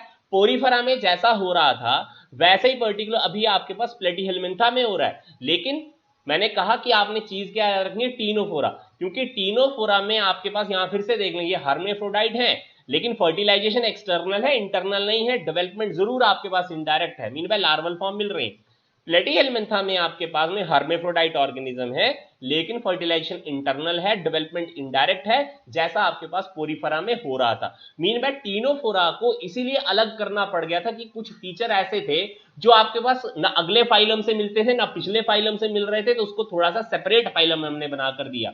ध्यान होना चाहिए, क्योंकि वहां से क्वेश्चन आपसे पूछा जाता है। देखिएगा, जब ह्यूमन हेल्थ एंड डिजीज पढ़िएगा तो वहां टेनियसिस, एस्केरियसिस के बारे में पढ़ाया जाता है। टेनियसिस जो है आपके पास वो प्लेटीहेल्मिंथा की आपके पास वर्मल डिजीज है। जब एस्केरियसिस पढ़ेंगे तो एस्केल हेल्मिंथा से आपके पास वर्मल डिजीज आती है। ये आप वहां पढ़ सकते हैं, ठीक है। जब हम ह्यूमन हेल्थ एंड डिजीज पढ़ेंगे तो वहां पर ये पर्टिकुलर फंडामेंटल आते हैं।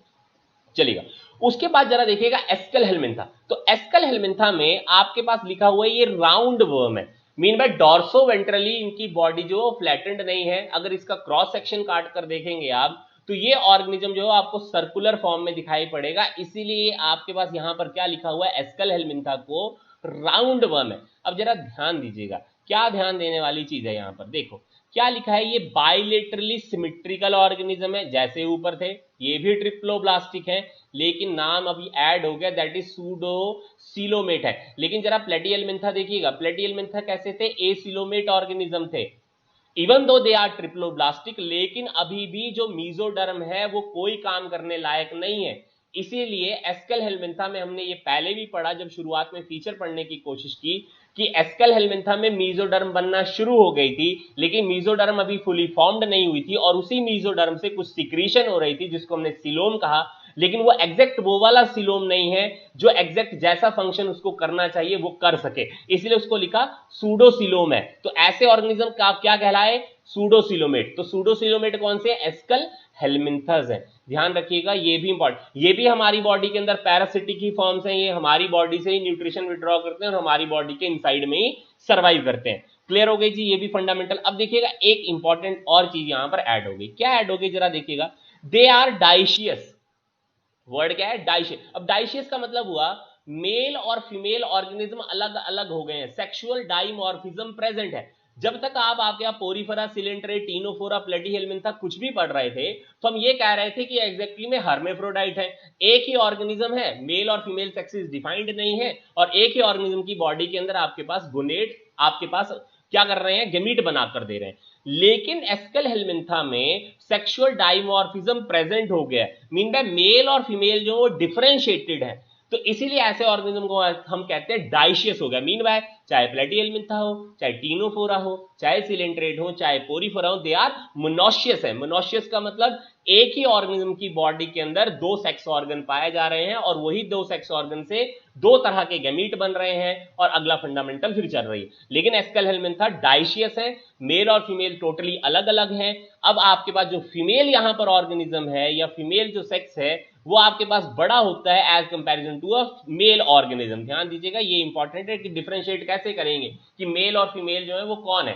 तो फीमेल हमेशा लंबी होती है as comparison to a male Aschelminthes, तो ये इंपॉर्टेंटली आपको याद रखना है। देखिएगा यहां से आप जब फिर से मैंने कहा जब ह्यूमन हेल्थ एंड डिजीज पढ़ेंगे तो वहां पर क्वेश्चन पूछे जाते हैं, एस्केरियासिस डिजीज के बारे में वहां पढ़ते हैं तो वो पर्टिकुलर एस्कैरिस लुम्ब्रिक्वाइडिस से होती है। बुचरेरिया बेनक्रॉफ्टाई, देखिएगा ये इसको फिलेरियसिस कहते हैं, वहां पर आपने बहुत कॉमनली पढ़ा होगा, एलिफेंटियसिस भी इसको कहा जाता है डिजीज को, तो इसको भी वहां पर डील करिएगा। लेकिन फिर भी आप एग्जांपल्स को एनसीईआरटी से रीड डाउन करते रहें ताकि आपको याद रहे कि कभी कभार क्वेश्चन पूछा जाएगा ना तो आपको फाइलम नहीं लिखे होंगे, तो आपको वहां पर ऑर्गेनिज्म लिखे होंगे, तो आपको पता होना चाहिए वो ऑर्गेनिज्म कौन से फाइलम में आता है। तो ये इंपॉर्टेंट है, ये भी चीज आपको याद रखनी है। क्लियर हो गया जी। उसके बाद देखिएगा एनेलिड्स के बारे में। अब देखो एनेलिड की खासियत क्या होगी, देखो एनेलिड की खासियत है ये एक्वेटिक भी ऑर्गेनिज्म है और टेरिस्टीरियल भी है। मीन बाय ये पानी के इनसाइड में भी रहते हैं और धरती पर भी रह लेते हैं। बाइलेटरली सिमेट्रिकल ऑर्गेनिज्म है, मेटामेरिक सेगमेंटेशन है। ध्यान दीजिएगा, मैंने थोड़ी देर पहले ही इसके बारे में बताया था। मेटामेरिक सेगमेंटेशन का मतलब इनकी बॉडी इंटरनली और एक्सटर्नली दोनों ही सेगमेंट में डिवाइडेड है, लेकिन एक फीचर और एड ऑन हो गई, that is organ system level of organization. Mean by बहुत सारे ऑर्गन इंटीग्रेटिवली फंक्शन करना शुरू कर दिए, एक दूसरे के साथ सहयोग कर कर फंक्शन कर रहे हैं। तो आपके पास ध्यान रखने की जरूरत यह है कि एनेलिड जो है वो बायलेटरली सिमेट्रिकल ऑर्गेनिज्म है, एक्वेटिक एनवायरनमेंट में भी रह लेते हैं, टेरिस्टीरियल में भी रह लेते हैं। Metameric segmentation along with the organ system level of organization. अब देखिए जैसे आपने पहले प्लेटिहेल्मिंथा के अंदर पढ़ा था कि फ्लेम सेल आपके पास प्रेजेंट हैं जो ऑस्मो रेगुलेशन और एक्सक्रीशन का रोल प्ले कर रहे हैं, वैसे एनेलिड्स के अंदर आपके पास नेफ्रीडियाज हैं। तो नेफ्रीडिया बेसिकली ऑस्मो रेगुलेशन और एक्सक्रीशन दोनों का रोल प्ले कर रहा है, ये भी इंपॉर्टेंट है, ये चीज आपने ध्यान रखनी है। तो nephridias are basically the excretory organs plus the osmoregulatory organs of the annelids, ये आपको ध्यान होनी चाहिए। इसके अलावा जरा देखिएगा एक्वेटिक एनेलिड, यहां पर एक एग्जांपल लिखा हुआ नेरिस के बारे में। इस नेरिस की बॉडी में लेटरल अपेंडिजेस होते हैं जिनका नाम पैरापोडिया है। ये पैरापोडिया इस पर्टिकुलर नेरिस को हेल्प करते हैं स्विमिंग के अंदर, तो एक तरह से लोकोमोटरी आपके पास ऑर्गन हो गई। ध्यान दीजिएगा, इंपॉर्टेंट है। एनेलिड्स के अंदर अर्थवॉर्म भी आती है, लेकिन अर्थवॉर्म में आपके पास कभी भी लोकोमोटरी अपेंडिजेस नहीं है, उनके अंदर पर्टिकुलर सर्कुलर या लॉन्गिट्यूडनल मसल होते हैं जिनकी कॉन्ट्रैक्शन और रिलैक्सेशन की वजह से पर्टिकुलर मूवमेंट हो रही होती है उस ऑर्गेनिज्म की। ये इंपॉर्टेंट है, ये आपने याद रखना है। ठीक है, अब देखिएगा एनालिड्स में आपके पास नर्वस सिस्टम की डेवलपमेंट दिखाई पड़ रही है। क्या दिखाई पड़ी? Nervous system in the form of neural system which is being consisted of a paired ganglia connected by lateral nerves to a double ventral nerve cord. ध्यान दीजिएगा, नर्वस सिस्टम जो है वो पेयर्ड गैंग्लियन की फॉर्म में यहां पर पाया जा रहा है, लेकिन आपके पास में as such fully developed nervous system नहीं प्रेजेंट है, ये हमें याद रखना है। नर्वस सिस्टम की डेवलपमेंट जरूर दिखाई पड़ रही है, और नर्वस सिस्टम किस फॉर्म में दिखाई पड़ रहा है? पेयर्ड गैंग्लियंस की फॉर्म में। इसके अलावा अभी तक यहां पर ऐसा नहीं है कि central nervous system, autonomic nervous system, peripheral nervous system कोई डिफाइंड है, लेकिन हम ये कह रहे हैं कि न्यूरल सिस्टम की डेवलपमेंट होना शुरू हो गई है, पेयर्ड गैंग्लियन आपको दिखाई पड़ रहे हैं, ये इंपॉर्टेंट है। क्लियर? उसके बाद में जरा देखिएगा यहां पर डिफाइन किया हुआ है कि डाइशियस एंड मोनोशियस ऑर्गेनिज्म। तो डाइशियस का मतलब हम फिर समझ गए कि मेल और फीमेल जो अलग अलग हो गए, तो नेरीज में मेल और फीमेल तो अलग अलग है, लेकिन अर्थवॉर्म में आपके पास में मोनोशियस हैं या लीचीज भी मोनोशियस हैं। इसका मतलब एक ही बॉडी के इनसाइड में आपके पास मेल और फीमेल जो है वो गोनेडल ऑर्गन है। इसका मतलब ये हुआ कि अर्थवॉर्म और लीचीज जो है वो हर्मेफ्रोडाइट होती हैं, लेकिन नेरीज जो है वो आपके पास हर्मेफ्रोडाइट नहीं है। ये इंपॉर्टेंट आपको याद होना चाहिए। क्लियर हो गई जी? तो ये इतनी चीज अगर पता है तो मोर देन इनफ है। क्लियर? उसके बाद देखेंगे आर्थ्रोपोडा के बारे में बात करते हैं। देखिए एनिमल किंगडम में जो सबसे बड़ा फाइलम है वो है ही आर्थ्रोपोड, और जिसमें 70% आपके पास इंसेक्टा ग्रुप है। ध्यान दीजिएगा, इंपॉर्टेंट है, ये भी आपसे इकोलॉजी से भी कॉन्टेक्स्ट में क्वेश्चन पूछी जाती है। वर्ल्ड में 70% आपके पास एनिमल किंगडम के जो चीजें हैं वो इंसेक्टा ग्रुप से हैं। तो ऑर्थ्रोपोड सबसे बड़ा फाइलम बताया गया, जिसकी खासियत है organ system level of organization है, ट्रिप्लोब्लास्टिक है, सिलोमेट है, बायलेटरली सिमेट्रिकल है विद काइटेनियस एक्सोस्केलेटन। जरा वर्ड पे ध्यान दीजिएगा फिर से, काइटेनियस एक्सोस्केलेटन है, काइटिन से बना हुआ स्किन का सरफेस है, और काइटिन हमें पता है डेड लेयर होती है, क्योंकि आपके पास कैरेटिन तो पड़ी होगी, प्रोटीन है ना। तो ये पर्टिकुलर काइटिन जो है बिल्कुल कैरेटिन प्रोटीन की तरह होती है। आपके पास डेड सेल हैं, अब अगर डेड सेल हैं तो इन बॉडी को, इन ऑर्गेनिज्म की बॉडी को एक तरह से प्रोटेक्शन देने के में हेल्प कर रही है। तो ना तो ये ऑर्गेनिज्म पानी में डिप कर दो तो भी नहीं मरते हैं, क्योंकि इनकी बॉडी में आपके पास कभी भी पानी जाएगा नहीं, ना तो इनकी बॉडी से लॉस होने वाला है। प्रोटेक्शन का रोल कर रहे हैं एक तरह से आपके पास, क्योंकि काइटेनियस एक्सोस्केलेटन है, ये इंपॉर्टेंटली आपको पता होना चाहिए। दूसरा देखिए, आर्थ्रोपोडा को आर्थ्रोपोडा क्यों बोला? क्योंकि आर्थ्रोपोडा में ज्वाइंटेड अपेंडेजेस है। मीन बाय आपके पास पेयर्ड फॉर्म ऑफ, आपके पास में चाहे वो लोकोमोटरी ऑर्गन्स होंगे वो पेयर्ड पाए जाएंगे। क्लियर हो गया जी? तो ज्वाइंट अपेंडेजेस ऑर्गेनिज्म है, ज्वाइंटेड फीट ऑर्गेनिज्म है। इनकी बॉडी को 3 पार्ट के अंदर डिवाइड किया हुआ है, हेड, थॉरैक्स एंड एब्डोमेन। ये इंपॉर्टेंट है, ये याद रखना है, ठीक है। अब देखिएगा एक इंपॉर्टेंट और वर्ड क्या याद रखें, देखो लिखा है ओपन सर्कुलेटरी सिस्टम है। क्या है? Open circulatory system. लेकिन देखिएगा एनालिड को पढ़िएगा तो एनालिड में जो अर्थवर्म होते हैं उनके अंदर आपके पास क्लोज्ड सर्कुलेटरी सिस्टम दिखाई पड़ेगा। मीन बाय जैसे आप एनालिड से ऑर्थोपोड में गए तो ओपन सर्कुलेटरी सिस्टम दिख रहा था, लेकिन एनालिड में आपका क्लोज्ड सर्कुलेटरी सिस्टम है। इसका मतलब है कि आर्थ्रोपोड के अंदर अभी भी इवोल्यूशनरी पॉइंट ऑफ व्यू से चीजें अच्छी नहीं हुई है, अभी भी एनालिड ज्यादा बढ़िया है। तो अब देखिएगा इनकी बॉडी में जो रेस्पिरेशन करने की कैपेबिलिटी ऑर्थ्रोपोड में, वो गिल के थ्रू भी कर लेते हैं, बुक लंग्स के थ्रू भी कर लेते हैं, और ट्रैकियल सिस्टम बनना शुरू हो गया। ध्यान दीजिएगा, इससे पहले आपने ट्रैकिया के बारे में नहीं पढ़ा है कहीं पर भी, ना मैंने आपको पढ़ाया। तो ध्यान दीजिएगा, ट्रैकियल सिस्टम के थ्रू आपके पास रेस्पिरेशन होने की कोशिश हो रही है। और इंपॉर्टेंटली जब आप कॉकरोच को डील करते हैं तो कॉकरोच में स्पेसिफिकली जो रेस्पिरेशन करने के लिए जो आपके पास सिस्टम प्रेजेंट है वहां पर, वो ट्रैकियल सिस्टम होती है। तो ये इंपॉर्टेंट है, ये चीज आपको ध्यान होनी चाहिए। उसके बाद देखिएगा जो एक्सक्रीशन है, उस एक्सक्रीशन करने के लिए स्पेसिफिकली आपके पास मालपीजियन टिब्यूल्स होती हैं। तो मिडगट और हाइंड गट को जहां ज्वाइन होती है कॉकरोच की, वहां पर मालपीजियन टिब्यूल्स प्रेजेंट होती हैं, और ये मालपीजियन टिब्यूल एक्सक्रीशन करने में हेल्प करती हैं। इसके अलावा जरा एक और चीज देखिएगा, सेंसरी ऑर्गन जो है इन दी फॉर्म ऑफ एंटीना और आईज जो है वो प्रेजेंट है। ध्यान दीजिएगा, ये जो हेड है आपके पास, यहां पर जो हमने कहा बॉडी डिवाइड की है, इस हेड पर आपके पास सेंसरी ऑर्गन लगे हुए हैं। One is I and second is आपके पास एंटीना। ये जो आई है, ये आई जो है बेसिकली सिंगुलर यूनिट्स के साथ बनी होती है, छोटे छोटे इसके अंदर ओमेटिडा होते हैं जिनका नंबर बहुत ज्यादा होता है, मोजेक विजन होती है, बहुत ज्यादा शार्पर विजन होती है।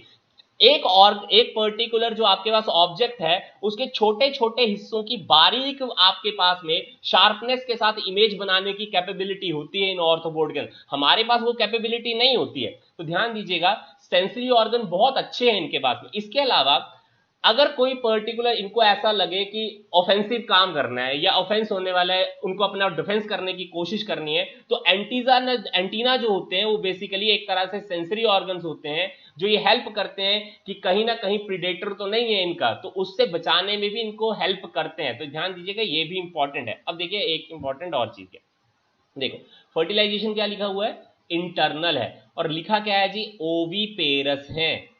ओवीपेरस का मतलब ये हुआ एग लेइंग ऑर्गेनिज्म है, they are not giving birth to the particular organism directly.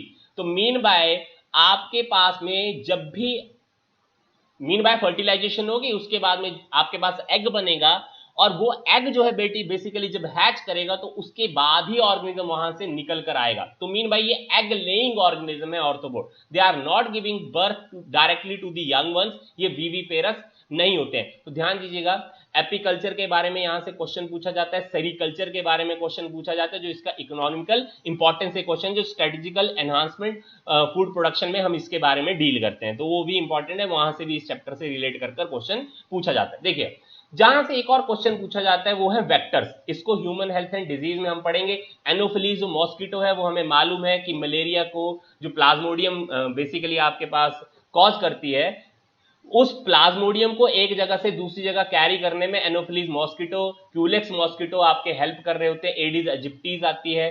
ध्यान दीजिएगा ये हम कॉजेटिव या वेक्टर्स के बारे में हम पढ़ेंगे जब ह्यूमन हेल्थ एंड डिजीज आएगी। इसके अलावा आपके पास लिविंग फॉसिल है यहाँ पर, तो वो है आपके पास लिमुलस या किंग क्रैब, इसके बारे में भी क्वेश्चन आपसे पूछा जाता है। तो जो नेक्स्ट फाइलम हमारे पास अब है वो है मोलस्का।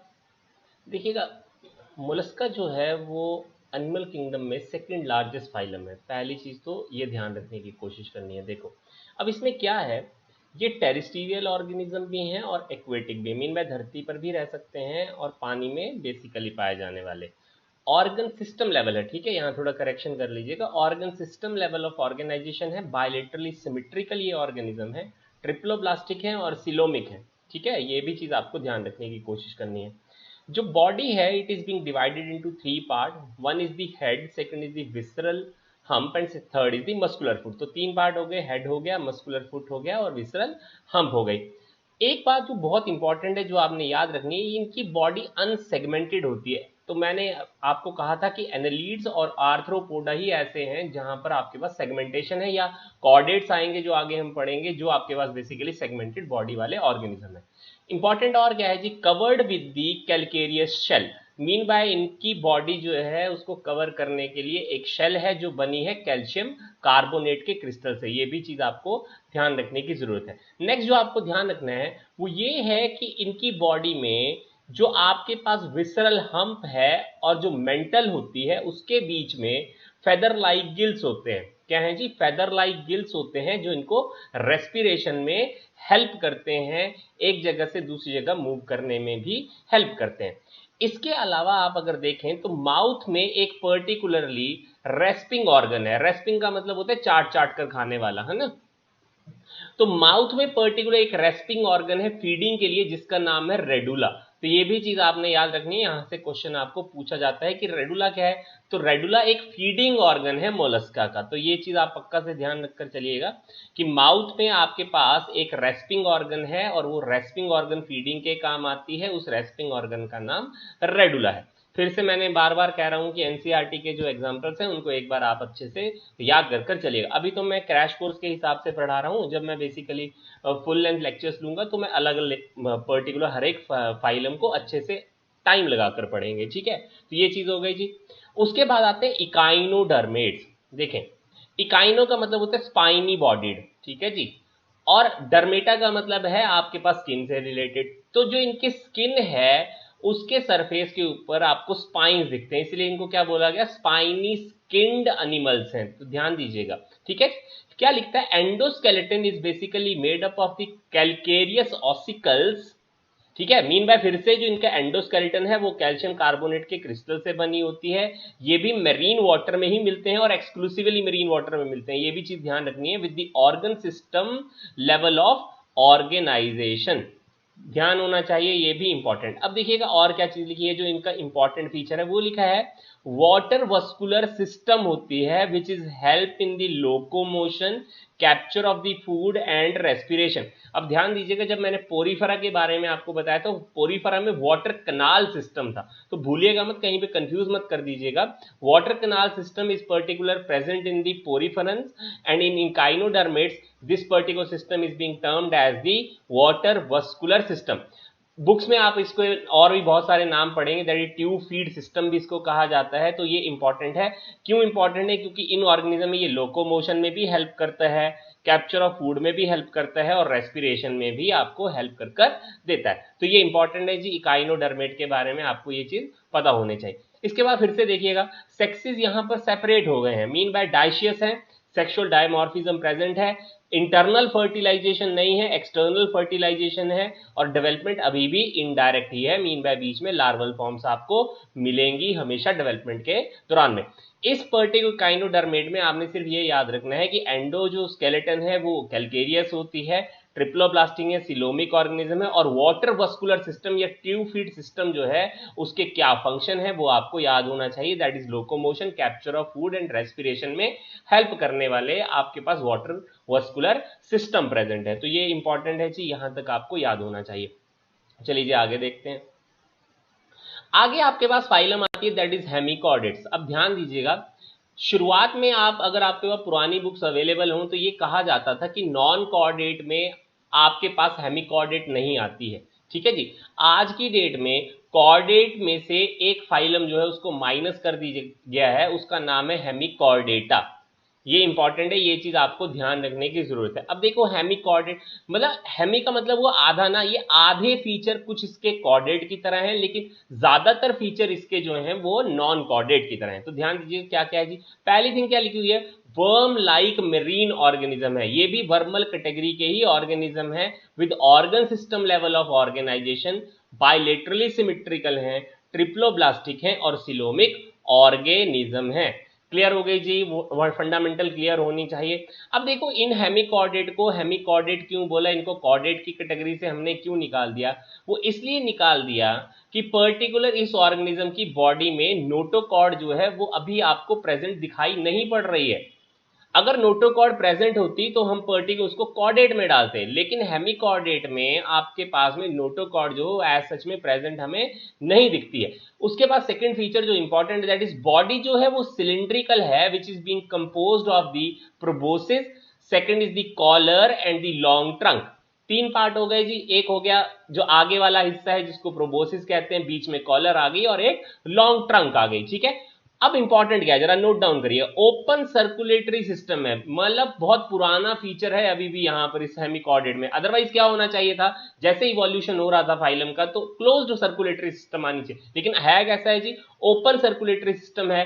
रेस्पिरेशन करने के लिए गिल्स प्रेजेंट हैं और एक्सक्रीटरी ऑर्गन जो है इसका वो प्रोबोसिस ग्लैंड है। तो ध्यान दीजिएगा, यहां से क्वेश्चन आपको पूछा जाता है, प्रोबोसिस ग्लैंड जो है वो आपके पास में हेमिकॉर्डेट का एक एक्सक्रीटरी ऑर्गन है, ये इंपॉर्टेंटली आपको याद होना चाहिए। अभी भी देखिएगा इंपॉर्टेंट एक और, देखो सेक्सेस सेपरेट है लेकिन फर्टिलाइजेशन एक्सटर्नल है और इनडायरेक्ट ही डेवलपमेंट है, मीन बाय अभी भी बीच में लार्वल फॉर्म्स आपकी प्रेजेंट होंगी। तो ये इंपॉर्टेंट है जी, यहां से आपको ये चीज ध्यान रखिएगा। ये जो हेमिकॉर्डेट होते हैं ये भी आपके पास मेरीनी ऑर्गेनिज्म है, वर्म लाइक ऑर्गेनिज्म है। हमने वर्मल कैटेगरी पीछे भी पढ़ी थी जहां पर प्लेटीहेल्मिंथा और एस्केलहेल्मिंथा को हमने पढ़ा था, ये इंपॉर्टेंट याद रखना। तो वर्मल कैटेगरी में तीन चीजें आती हैं, एक प्लेटीहेल्मिंथा, एस्केलहेल्मिंथा एंड हेमिकॉर्डेट्स। तो इंपॉर्टेंट है जी, ये भी चीज आपने ध्यान रखनी है। अब चलिए देखो, नॉन कॉर्डेट जो थे वो हमने पढ़ लिए, पोरीफेरा से लेकर हेमिकॉर्डेट जो है वो नॉन कॉर्डेट का पार्ट आता है। अब हम बात पढ़ेंगे कॉर्डेट के बारे में। तो देखिएगा नॉन कॉर्डेट को कॉर्डेट से डिफरेंशिएट कैसे करेंगे, पहली तो ये चीज आ गई, मीन बाय नॉन कॉर्डेट में जो हम पोरीफेरा से लेकर हेमिकॉर्डेट के बारे में बात कर रहे हैं उनमें फीचर क्या है एग्जैक्टली में। तो फीचर जो वही वाले होंगे जो कॉर्डेट में है, तो उसका मतलब नॉन कॉर्डेट में नहीं होंगे। तो कॉर्डेट में कौन से फीचर है, that is the presence of the notochord. Mean by notochord non chordate में एब्सेंट है, चाहे वो हेमिकॉर्डेट हो, एकाइनोडर्मेट हो, मोलस्का हो, आर्थ्रोपोडा हो, एनेलिड हो, चाहे सिलेंट्रेट हो, चाहे प्लेटीहेल्मिंथा एस्कल हेल्मिंथा हो, सिलेंट्रेट हो, चाहे निडेरियंस हो, चाहे आपके पोरिफर हो, सब में नोटोकॉर्ड एब्सेंट मिलेगी आपको अगर वो नॉन कॉर्डेड है। सेकेंड पार्ट जो कॉर्डेड में प्रेजेंट होती है that is dorsal hollow nerve cord. Dorsal hollow nerve cord जो है वो प्रेजेंट होती है आपके पास में कॉर्डेट में, लेकिन आपके पास जो नॉन कॉर्डेट होते हैं उनमें वेंट्रली प्रेजेंट होती है आपके पास नर्व कॉर्ड। तो ये इंपॉर्टेंट आपने ध्यान रखना है। तीसरा पार्ट क्या है, इनके पास में कॉर्डेट में पेयर्ड फेरिंजियल गिल स्लिट्स होते हैं। तो 6 पेयर आपके पास फेरिंजियल गिल स्लिट के होते हैं। फिफ्थ वाला जो फेरिंजियल गिल स्लिट होता है जैसे जैसे एम्ब्रियोनिक डेवलपमेंट होती है उसका लॉस हो जाता है, तो टोटल आपके पास 5 ही फेरिंजियल गिल स्लिट कॉर्डेट में आपको during the embryonic development later on stages पर मिलेंगे, और उन्हीं पर्टिकुलर फेरिंजियल गिल स्लिट से कुछ पर्टिकुलर सर्टेन ऑर्गन की डेवलपमेंट होती है। ऐसे पर्टिकुलर फेरिंजियल गिल स्लिट आपको नॉन कॉर्डेट में दिखाई ही नहीं पड़ते हैं, तो ये भी इंपॉर्टेंट है, ये फीचर आपने ध्यान रखना है। अब देखिए जैसे मैं हूं, और बहुत सारे फीचर जो कॉर्डेट में आप ऐड कर सकते हैं। देखो ये मेरा हर्ट है, तो हर्ट बेसिकली आपके पास में वेंट्रली प्लेस है, आगे की ओर को प्लेस है, तो हम कहेंगे ये वेंट्रल पार्ट हुआ। मेरे को जो आप देख पा रहे हैं सामने से, तो ये ventral side of my body आपको दिख रही। तो हर्ट जो है वो वेंट्रली प्लेस्ड होती है कॉर्डेट में, लेकिन नॉन कॉर्डेट में डॉर्सली प्लेस्ड होती है। अब दूसरी बात देखिएगा, ऊपर वाले हिस्से को चलेंगे, ऊपर से नीचे की ओर को देखिए, तो ये ऊपर वाले हिस्से को आप कहते हैं this is a dorsal part and this is a ventral part, ठीक है। तो आपकी जो सेंट्रल नर्वस सिस्टम है, मीन बाय कॉर्डेट की जो आपके पास सेंट्रल नर्वस सिस्टम है वो वेंट्रली प्लेस्ड होती है, जबकि आपके पास नॉन कॉर्डेट में वो डॉर्सली प्लेस्ड होती है। ये इंपॉर्टेंट कुछ फीचर और एड ऑन आप कर सकते हैं यहाँ पर, जो मैंने आपको बता दिए। इंपॉर्टेंट है जी, यहाँ से क्वेश्चन पूछा जाता है। तो presence of the notochord, second is the dorsal hollow nerve cord, that is dorsally present है आपके पास नर्व कॉर्ड। थर्ड आपके पास फेरेंजियल गिल स्लिट है, वो प्रेजेंट होते हैं कॉर्डेट में, ये फीचर आपके नॉन कॉर्डेट में एब्सेंट होते हैं। इसके अलावा और फीचर जो हम और डिफरेंशिएट करते हैं, बायलेटरली सिमेट्रिकल है, ट्रिप्लोब्लास्टिक होते हैं, coelomic organism with organ system level of organization, ये सभी के सभी कॉर्डेट जो हम पढ़ेंगे उन सब में यही फीचर आपके पास होने वाला है। अब देखो जी, जैसे मैंने कहा था ना इवोल्यूशन होगी, तो आपके पास सर्कुलेटरी सिस्टम कौन से वाला आएगा, that is closed circulatory system. तो क्लोज्ड सर्कुलेटरी सिस्टम है, वेंट्रल हर्ट है, और पोस्ट एनल टेल जो है वो एम्ब्रियोनिक डेवलपमेंट के दौरान में आपको कॉर्डेट में दिखती है, लेकिन नॉन कॉर्डेट में ये पोस्ट एनल टेल भी एब्सेंट होती है। ये भी एक इंपॉर्टेंट डिफरेंशिएटिंग फीचर हो गया। तो presence of the notochord, first second is the dorsal hollow nerve cord है, थर्ड आपके पास फेरेंजियल गिल स्लिट है, वेंट्रल आपके पास हर्ट है, ये भी इंपॉर्टेंट है, पोस्ट एनल टेल आपके पास प्रेजेंट होती है, ये कॉर्डेट के फीचर हैं। इसके वाइस वर्सा फीचर आपके पास नॉन कॉर्डेट में है। तो नॉन कॉर्डेट आपके पास शुरू हुए थे पोरीफेरा से, खत्म हुए आपके पास हेमिकॉर्डेट पे। क्लियर हो गई जी इतनी चीज। चलिएगा अब देखिए, कॉर्डेट को 3 पार्ट के अंदर हमने डिवाइड कर दिया सब फाइलम में। तो सब फाइलम बनाया एक यूरोकॉर्डेटा, सेकंड आपके पास सिफेलोकॉर्डेटा, और थर्ड आपके पास वर्टिब्रेटा।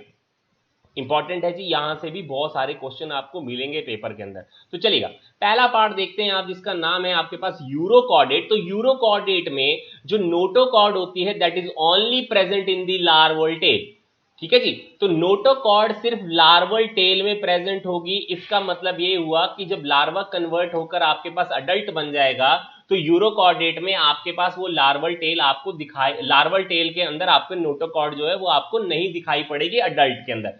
तो अडल्ट में आपके पास नोटोकॉर्ड जो है वो यूरोकॉर्डेट में एब्सेंट मिलेगी। ये एक इंपॉर्टेंट फीचर हो गया, सिर्फ लार्वल फॉर्म में आपको दिखाई पड़ती है, वो भी सिर्फ टेल रीजन के अंदर। सिफेलोकॉर्डेट में, सिफेलो का मतलब होता है ब्रेन से रिलेट करना, सिफेलोकॉर्डेट में जो आपकी नोटोकॉर्ड है वो हेड टू टेल रीजन जो है वो आपके पास में दिखाई पड़ती है, अडल्ट में मिलती है, इसीलिए ये परसिस्ट करती है, लगातार बनी हुई आपको दिखाई पड़ेगी उस बॉडी के अंदर। पूरी लाइफ के दौरान में आप ये चीज को देख पाएंगे। लेकिन यूरोकॉर्डेट में सिर्फ जो लार्वा है उसकी टेल के अंदर ही आपके पास नोटोकॉर्ड प्रेजेंट होती है। ये इंपॉर्टेंट फीचर हो गया। क्लियर हो गया जी। तीसरे थे आपके पास वर्टिब्रेट। अब देखिएगा वर्टिब्रेट को हम क्या कह रहे हैं, वर्टिब्रेट को हम इसलिए वर्टिब्रेट अलग से क्लासिफाई किया कॉर्डेट में, क्योंकि जो नोटोकॉर्ड है वो वर्टिब्रल कॉलम के अंदर आपके पास में डिफरेंशिएट कर चुकी है। तो वर्टिब्रेट में नोटोकॉर्ड जो एम्ब्रियोनिक पीरियड में आपको दिखाई पड़ेगी, विच is being replaced by a vertebral column in the adults. तो ये इंपॉर्टेंट है, इसीलिए इसको वर्टिब्रेट कैटेगरी हमने सब फाइलम में इसको डाला। क्लियर हो गया। तो कॉर्डेट का फीचर तो नोटोकॉर्ड प्रेजेंट होना है, अब नोटोकॉर्ड अगर सिर्फ लार्वल फॉर्म में और वो भी टेल रीजन में मिलेगी तो यूरोकॉर्डेट कहेंगे। अगर वो पूरी आपके पास ब्रेन से लेकर या हेड टू टेल अगर आपको दिखाई पड़ती है और अडल्ट में आपको पूरी लाइफ के दौरान मिलती है तो वो सिफेलोकॉर्डेट होगा। अगर नोटोकॉर्ड सिर्फ एम्ब्रियोनिक पीरियड में मिल रही होगी और वो पर्टिकुलर नोटोकॉर्ड जो है वर्टिब्रल कॉलम से रिप्लेस कर दी जाएगी तो हम उसको सबफाइलम वर्टिब्रेट्स में डालेंगे। ये इंपॉर्टेंट है, ये जी आपको याद होना चाहिए। अब देखिएगा, वर्टिब्रेट को हमने दो पर्टिकुलर चीजों में डिवाइड कर दिया। एक को कहा ए गनेथोस्टोमेट्स होते हैं और दूसरे को गनेथोस्टोमेट कहते हैं, ठीक है। ए का मतलब होता है एब्सेंट, जहां पे गनेथा का मतलब जॉ है।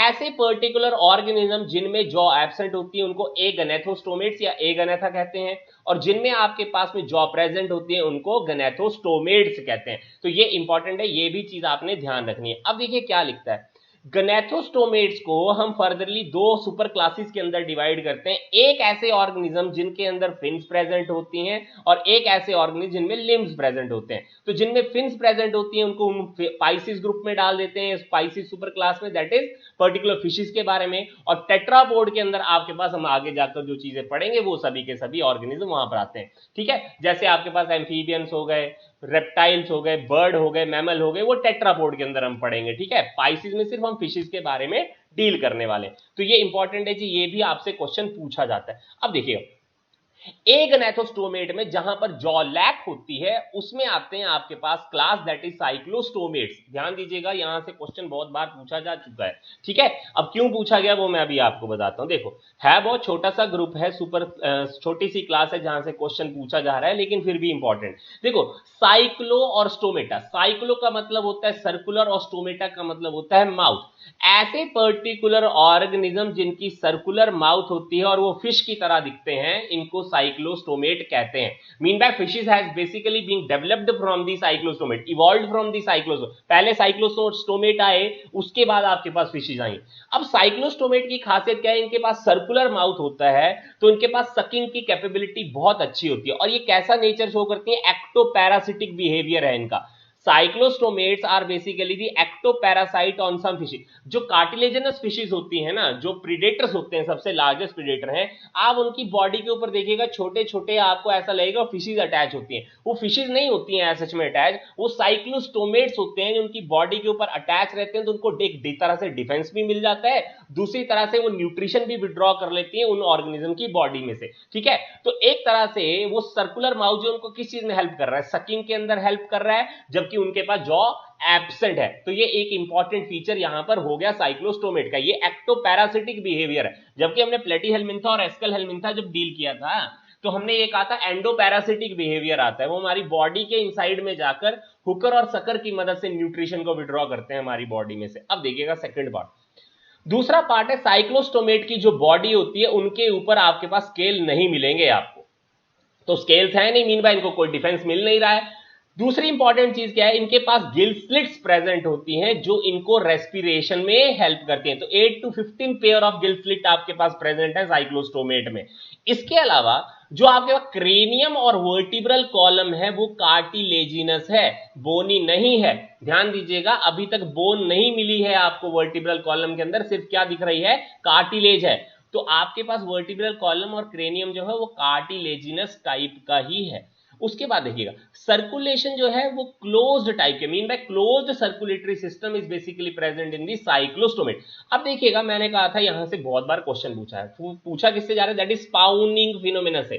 किससे पूछा गया, स्पाउनिंग फिनोमेना से। अब स्पाउनिंग से आप क्या समझते हैं, देखो क्या बोलते हैं, ये जो साइक्लोस्टोमेट होते हैं ये ज्यादातर मेरीन एनवायरनमेंट में, मेरीन एक्वेटिक एनवायरनमेंट में रहते हैं, खारे पानी में रहने वाले ये पर्टिकुलर आपके पास एनिमल है।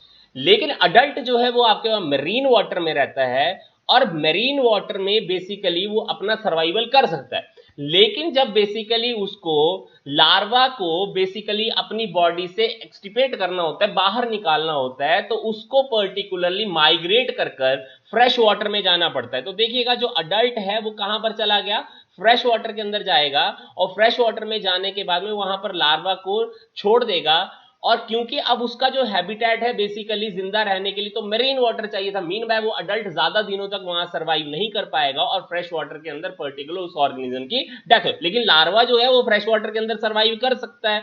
अब फ्रेश वाटर में उस लार्वा की धीरे धीरे करके ग्रोथ होगी और जैसे ही वो अडल्ट बन जाएगा वापस से पर्टिकुलर कहां पर आ जाएगा, मरीन वाले वाटर के अंदर।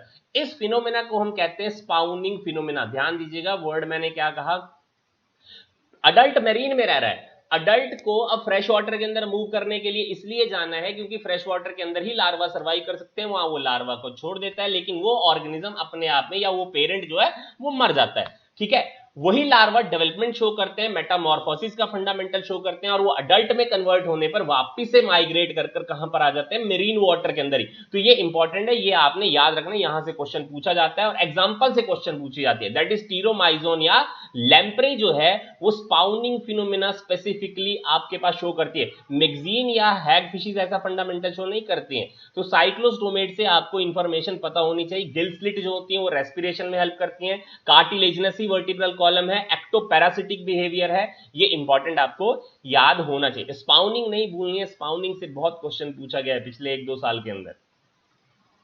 चलिए उसके बाद आते हैं पाइसिस ग्रुप। तो पाइसिस में फिशेस के अंदर हमारे पास दो तरह की फिशेस अवेलेबल है, एक को कहते हैं कॉन्ड्रिकथाइस और दूसरी को कहते हैं ऑस्टिकथाइस। देखो कॉन्ड्रिकथाइस में जो इनकी पर्टिकुलर जो स्केलेटन है वो कार्टिलेजिनस है, इसीलिए इनको कार्टिलेजिनस फिशेस भी कहते हैं। लेकिन ऑस्टियोकथाइस में इनको बोनी फिश इसलिए कहा, बॉडी फिश नहीं है ये, बोनी फिश है। बोनी फिश इसलिए कहा जाता है क्योंकि cartilage has converted into a bone. Important है ये चीज ध्यान रखिएगा। इसका मतलब ये हुआ कि आपके पास शुरुआत में साइक्लोस्टोमेट से जो फिशेस तैयार हुई या इवॉल्व होकर हमें दिखाई पड़ेंगी वो कॉन्ड्रिकथाइस होंगी और लेटर ऑन स्टेजेस पर कॉन्ड्रिकथाइस की जगह पर आपको ऑस्टियोकथाइस जो उनकी डेवलपमेंट दिखाई पड़ेगी।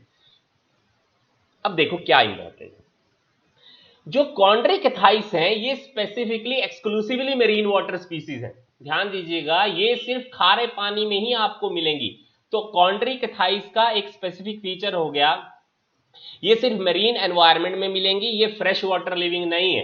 सेकंड, स्ट्रीमलाइन बॉडी होती है, स्ट्रीमलाइन बॉडी ऑस्टियोकथाइस की भी होती है। कार्टिलेजिनस एंडोस्केलेटन है, लेकिन यहां पर कार्टिलेजिनस एंडोस्केलेटन ऑस्टियोकथाइस में एब्सेंट है।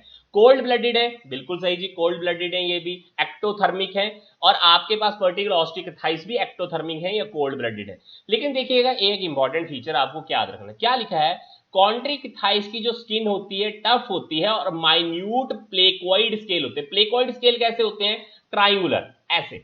अब सोचिए कि किसी की बॉडी के सरफेस के ऊपर स्केल लगे हुए हैं और वो बहुत ज्यादा पॉइंटेड है। अब मान लो अगर आप इनको पकड़ने के लिए जाएंगे तो हाथ छिल जाएगा, है ना, इनको पकड़ना बहुत ज्यादा मुश्किल है। ये वर्ल्ड के लार्जेस्ट प्रीडेटर हैं, ये ध्यान रखिएगा, इनसे बड़ा कोई प्रीडेटर हमारे पास नहीं है। तो ये भी एक इंपॉर्टेंट फीचर है।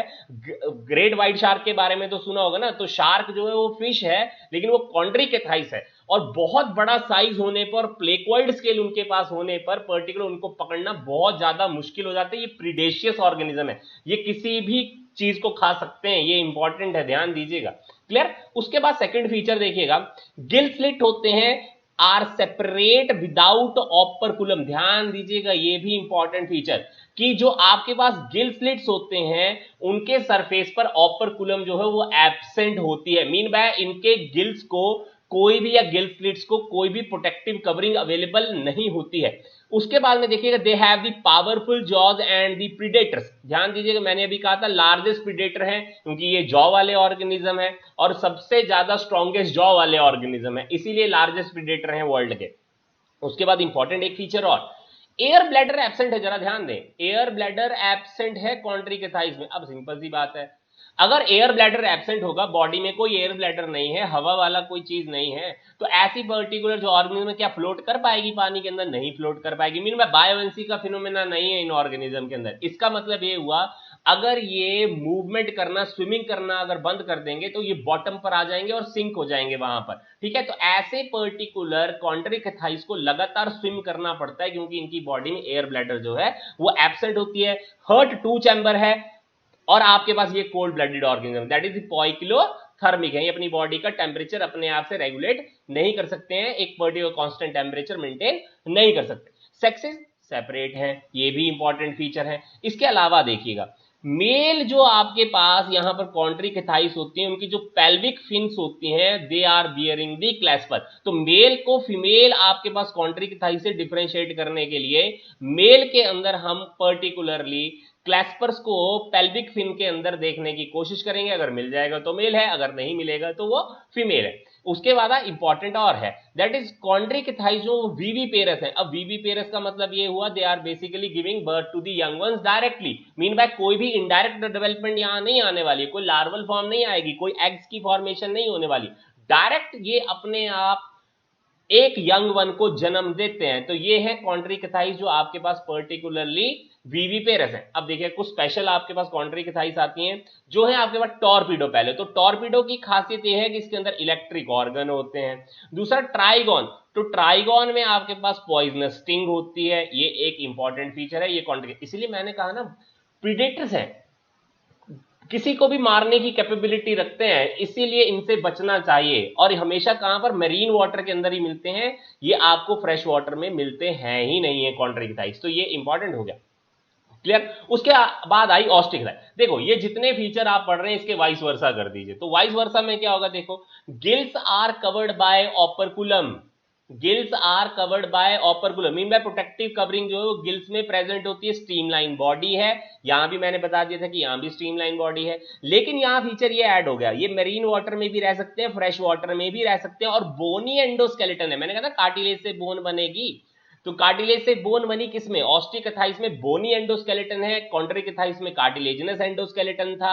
ये मेरीन वाटर में भी रह सकती हैं ऑस्टियोकथाइस, ये फ्रेश वाटर में भी रह सकती हैं, लेकिन कॉन्ट्रिकथाइस सिर्फ मेरीन वाटर में ही रहती हैं। कोल्ड ब्लडेड है, ये ध्यान दीजिएगा, टू चैम्बर ही हर्ट होने वाला है इनके अंदर, ये भी इंपॉर्टेंट है।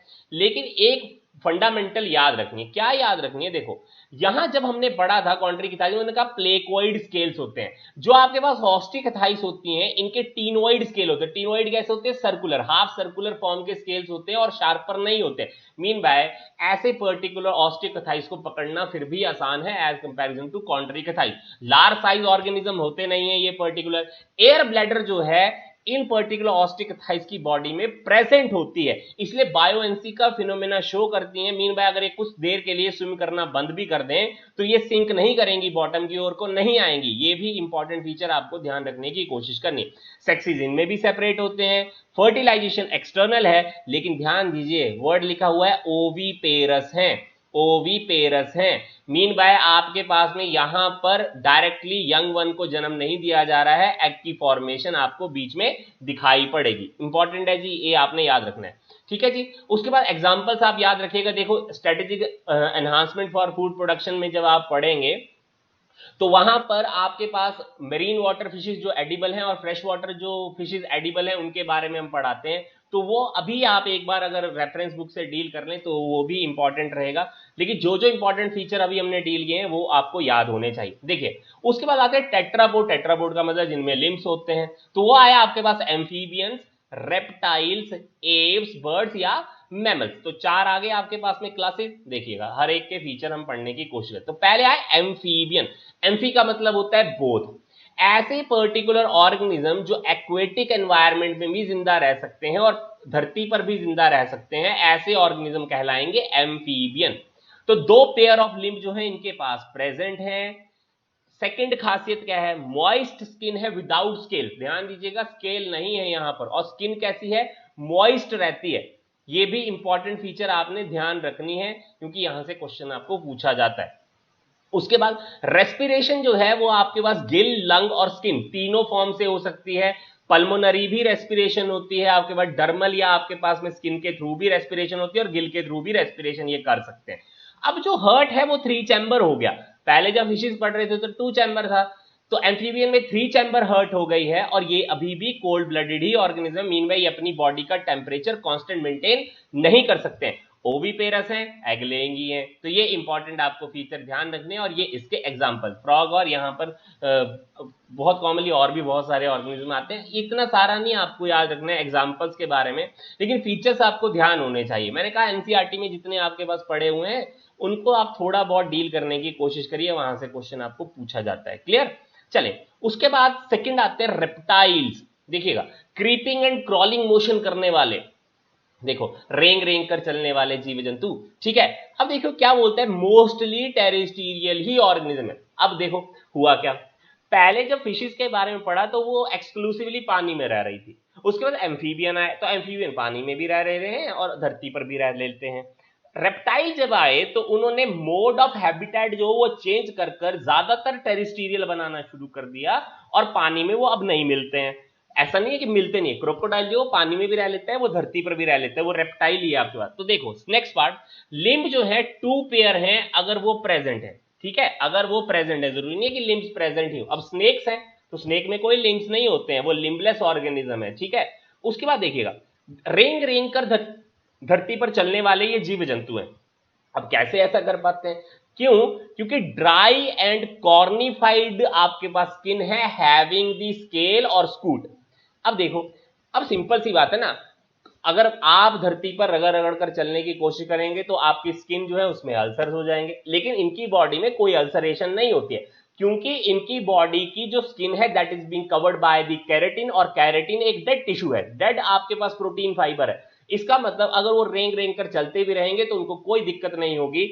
अब होगा क्या लेकिन लॉन्गेविटी में, कि धीरे धीरे कर कर उनकी अपर लेयर ऑफ स्किन जो है वो धीरे धीरे कर कर उनकी बॉडी से डिटैच करना शुरू कर देगी, और डिटैचमेंट से जो पर्टिकुलर आपके पास में वो जो स्किन रिमूव होगी उसको हम स्किन कास्ट कहते हैं। तो आपने बहुत कॉमनली देखा होगा कि कहीं पर अगर सांप बहुत ज्यादा रहते हो तो उनकी स्किन कवरिंग जो रिमूव होकर वहां पर आपको दिखाई पड़ेगी, इसको स्किन कास्ट कहा जाता है, ये स्कूट कहा जाता है। तो ये भी इंपॉर्टेंट फीचर आपको ध्यान रखने की कोशिश करनी है, क्लियर। उसके बाद रेप्टाइल में जो आपके पास रेस्पिरेशन हो रही है वो लंग्स के थ्रू होती है। हर्ट जो है वो 3 चैम्बर है, लेकिन क्रोकोडाइल ऐसा है जिसके अंदर 4 चैम्बर या आपका 3.5 चैम्बर जो है वो हर्ट जो है प्रेजेंट होती है। ये ओविपेरस है, ये भी ध्यान रखना है, क्लियर। स्नेक्स इसी के अंदर आते हैं, ध्यान दीजिएगा, स्नेक्स हो गए, लिजर्ड्स हो गए, ये सभी आपके पास रेप्टाइल के अंदर ही ये सभी चीजें आती हैं। मैं सारा नहीं पढ़ा रहा क्योंकि इंपॉर्टेंट चीजें आपने अभी यहां पर ध्यान रखनी है। चलिए नेक्स्ट पार्ट देखिए। उसके बाद आए बर्ड्स या एव्स के बारे में देखिएगा। तो बर्ड्स और एव को हमने बर्ड क्यों कहा, क्योंकि इनकी बॉडी के ऊपर आपको फेदर्स दिखाई पड़ते हैं, तो प्रेजेंस ऑफ फेदर्स है, ये फ्लाई करने वाले ऑर्गेनिज्म। देखो एक बात ध्यान रखिएगा, जो आर्थ्रोपोडा में इंसेक्ट होते हैं वो भी फ्लाई कर सकते हैं। अब वहां पर फ्लाई करने के लिए जो उनके विंग्स हैं they are the modification of their skin integument, लेकिन जो एव्स हैं इनके जो विंग्स होते हैं they are the modification of a 4 limb, mean by ये बोनी मॉडिफिकेशन है। एव्स में या बर्ड्स में बोन जो है 4 लिम्ब वाली जो है उसने मॉडिफाई कर कर विंग बना कर दिए हैं, और इंसेक्ट जो आर्थ्रोपोडा के अंदर आते हैं वहां पर स्किन या इंटीगुमेंट की मॉडिफिकेशन से विंग बने हुए। इसीलिए ध्यान दीजिएगा, ये भी कभी कभार क्वेश्चन आपसे पूछ लिया जाता है, क्लियर। उसके बाद देखिएगा स्किन अभी भी ड्राई है विदाउट एनी ग्लैंड, कोई ग्लैंड नहीं होता है, लेकिन जो आपके पास टेल रीजन है, ये जो पर्टिकुलर एव्स होते हैं टेल रीजन में आपको ऑयल ग्लैंड मिलेंगे, और ऑयल ग्लैंड जो पर्टिकुलर वहां पर आपके प्रेजेंट है यहाँ एव्स में वो प्रीनिंग का काम करते हैं। देखिएगा आप देखेंगे जब पर्टिकुलर आप कभी भी बर्ड को पकड़ने की कोशिश करेगा तो डिफेंस के लिए पर्टिकुलर वो उस जगह से ऑयल को सिक्रीट करते रहते हैं ताकि आप उनको सडनली छोड़ दें, आपको ऐसा लगेगा कि कुछ ना कुछ ऐसा पर्टिकुलर पॉइजन जो है उसने सिक्रीट कर दिया, लेकिन वो पॉइजन नहीं है, वो सर्टेन ऑयल ग्लैंड होते हैं। जैसे ही पर्टिकुलर उनको ऐसा लगता है किसी चीज से खतरा है, उस ऑयल ग्लैंड से वो ऑयल को रिलीज कर कर अपना डिफेंस करने की कोशिश करते हैं। उसके बाद देखिएगा अब इन पर्टिकुलर बर्ड को तो हवा में उड़ना है, अब हवा में उड़ने के लिए क्या है कि इनकी जो पर्टिकुलर बोन्स होती हैं वो पूरी तरह से हॉलो होती हैं। अब उसको बोलते हैं न्यूमेटिक बोन है, खाली बोन है pneumatic. Pneumatic bone particular Aves के अंदर प्रेजेंट है, खाली होती हैं, बोन मैरो एब्सेंट होती है। अब उससे फायदा क्या हो गया, फायदा ये हो गया कि इनकी बॉडी का भार कम हो जाएगा, बोन का भार कम हो जाएगा, इसीलिए ये फ्लाई कर सकते हैं, ये इंपॉर्टेंट है। इसके अलावा देखिएगा एक और फीचर जो इनको हेल्प करता है आपके पास में फ्लाई करने में, रेस्पिरेशन लंग के थ्रू तो होती है, लेकिन लंग के साथ में एक एक्स्ट्रा एयर सैक्स दिए होते हैं जो इनको हेल्प करते हैं फ्लाई करने के अंदर। अब देखिएगा आपने बर्ड को बहुत चिचहाते हुए देखा होगा ना, आवाज निकालते हुए देखा होगा। देखो मैं अभी आवाज जो निकाल रहा हूं ये लैरिंग्स की मदद से निकाल रहा हूं, ठीक है। तो लैरिंग्स में वोकल कॉर्ड होती हैं, लेकिन पर्टिकुलर जो ये बर्ड्स होते हैं इनमें लैरिंग्स एब्सेंट होती है, उसकी जगह पर एक स्ट्रक्चर होता है जिसको सिरिंग्स कहते हैं, ध्यान दीजिएगा सिरिंग्स कहते हैं। एक फीचर और जो आपने यहां से ध्यान रखना है, जहां से क्वेश्चन पूछा जाता है, वो ये है कि इनकी बॉडी के अंदर पर्टिकुलर एक क्रॉप और गिजर्ड नाम के स्ट्रक्चर होते हैं। क्या है? क्रॉप एंड गिजर्ड नाम के स्ट्रक्चर होते हैं, एब्डोमेन में वो प्रेजेंट होते हैं। जो क्रॉप होती है वो स्टोरेज ऑफ द सीड का काम करती है, और उन सीड को ग्राइंड करने के लिए गिजर्ड अवेलेबल। तो ध्यान दीजिएगा, स्टोर भी कर लेते हैं, खाने को कुछ समय के लिए स्टोर कर सकते हैं, क्योंकि लंबी लंबी अगर उड़ानें भरनी होंगी ना, तो खाने को स्टोर करना पड़ेगा। तो खाने को स्टोर करने के लिए इनकी बॉडी के अंदर एक स्ट्रक्चर पड़ा हुआ है जिसका नाम है क्रॉप, और उसी पर्टिकुलर सीड को ग्राइंड करने के लिए स्ट्रक्चर पड़ी हुई है गिजर्ड। तो ये भी इंपॉर्टेंट फीचर है जो आपने याद रखना। अब देखिएगा, हर्ट जो है वो 4 चैम्बर हो गई, और ये हो गए वार्म ब्लडेड एंडोथर्मिक ऑर्गेनिज्म हो गए। अभी तक एक्टोथर्मिक थे पीछे सभी के सभी, ये हो गए एंडोथर्मिक वार्म ब्लडेड ऑर्गेनिज्म, अपनी बॉडी का टेम्परेचर जो है वो मेंटेन कर सकते हैं। और 4 चैम्बर हर्ट हो गई, इसका मतलब ये हुआ ऑक्सीजनेटेड और डीऑक्सीजनेटेड ब्लड जो है वो अलग अलग चैम्बर से मूव कर जाएगा। अभी भी ये ऑर्गेनिज्म जो है वो ओविपेरस ही है। अब देखिए कुछ एक्सेप्शन भी हैं। आपके पास जो फ्लाई करते ही नहीं है आपके पास बर्ड, वो है आपके पास ऑस्ट्रिच। ऑस्ट्रिच का एग जो होता है वो सबसे बड़ा है, वर्ल्ड में सबसे बड़ा जो एग है वो ऑस्ट्रिच का ही है।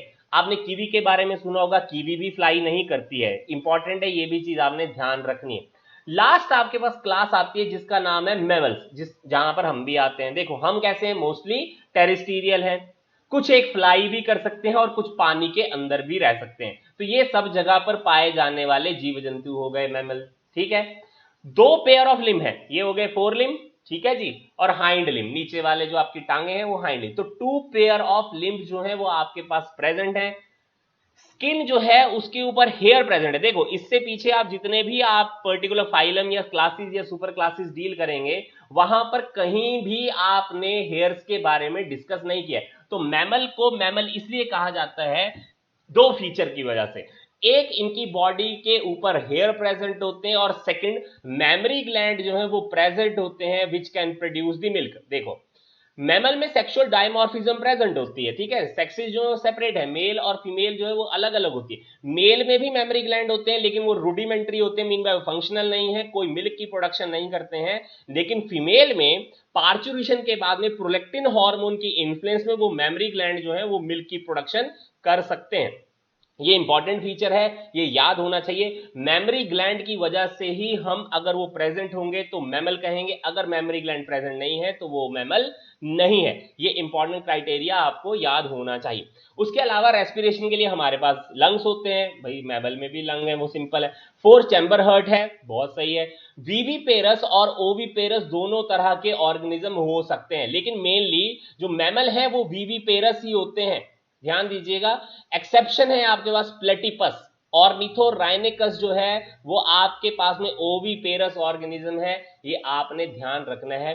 अब इसके अलावा कुछ और फीचर है जो मैमल को बताते हैं कि वो औरों से अलग था, और क्लासेस से अलग था। जैसे डायफ्राम, डायफ्राम मैमल में ही प्रेजेंट है। इसके अलावा मैमल के अलावा जो है वो डायफ्राम किसी में प्रेजेंट, ना तो बर्ड में, ना तो एम्फीबियन में, ना तो फिशेज में, किसी में प्रेजेंट नहीं होते। Platelets, platelet is specifically a feature again of the mammal. ये प्लेटलेट इससे पहले आपको किसी भी ऑर्गेनिज्म में नहीं दिखाई पड़ेंगे। मीन बाय एक बार अगर पर्टिकुलर, चाहे बर्ड हो, चाहे रेप्टाइल हो, चाहे कोई और ऑर्गेनिज्म हो, अगर उनको इंजरी हो जाए तो उनकी बॉडी में हील करने की कैपेबिलिटी नहीं है, ब्लड लॉस बहुत ज्यादा होगा और उसकी वजह से ऑर्गेनिज्म के मरने की टेंडेंसी होगी। तो ये सारी की सारी चीजें जो मैंने पढ़ाई हैं ये आपको ध्यान रहनी चाहिए।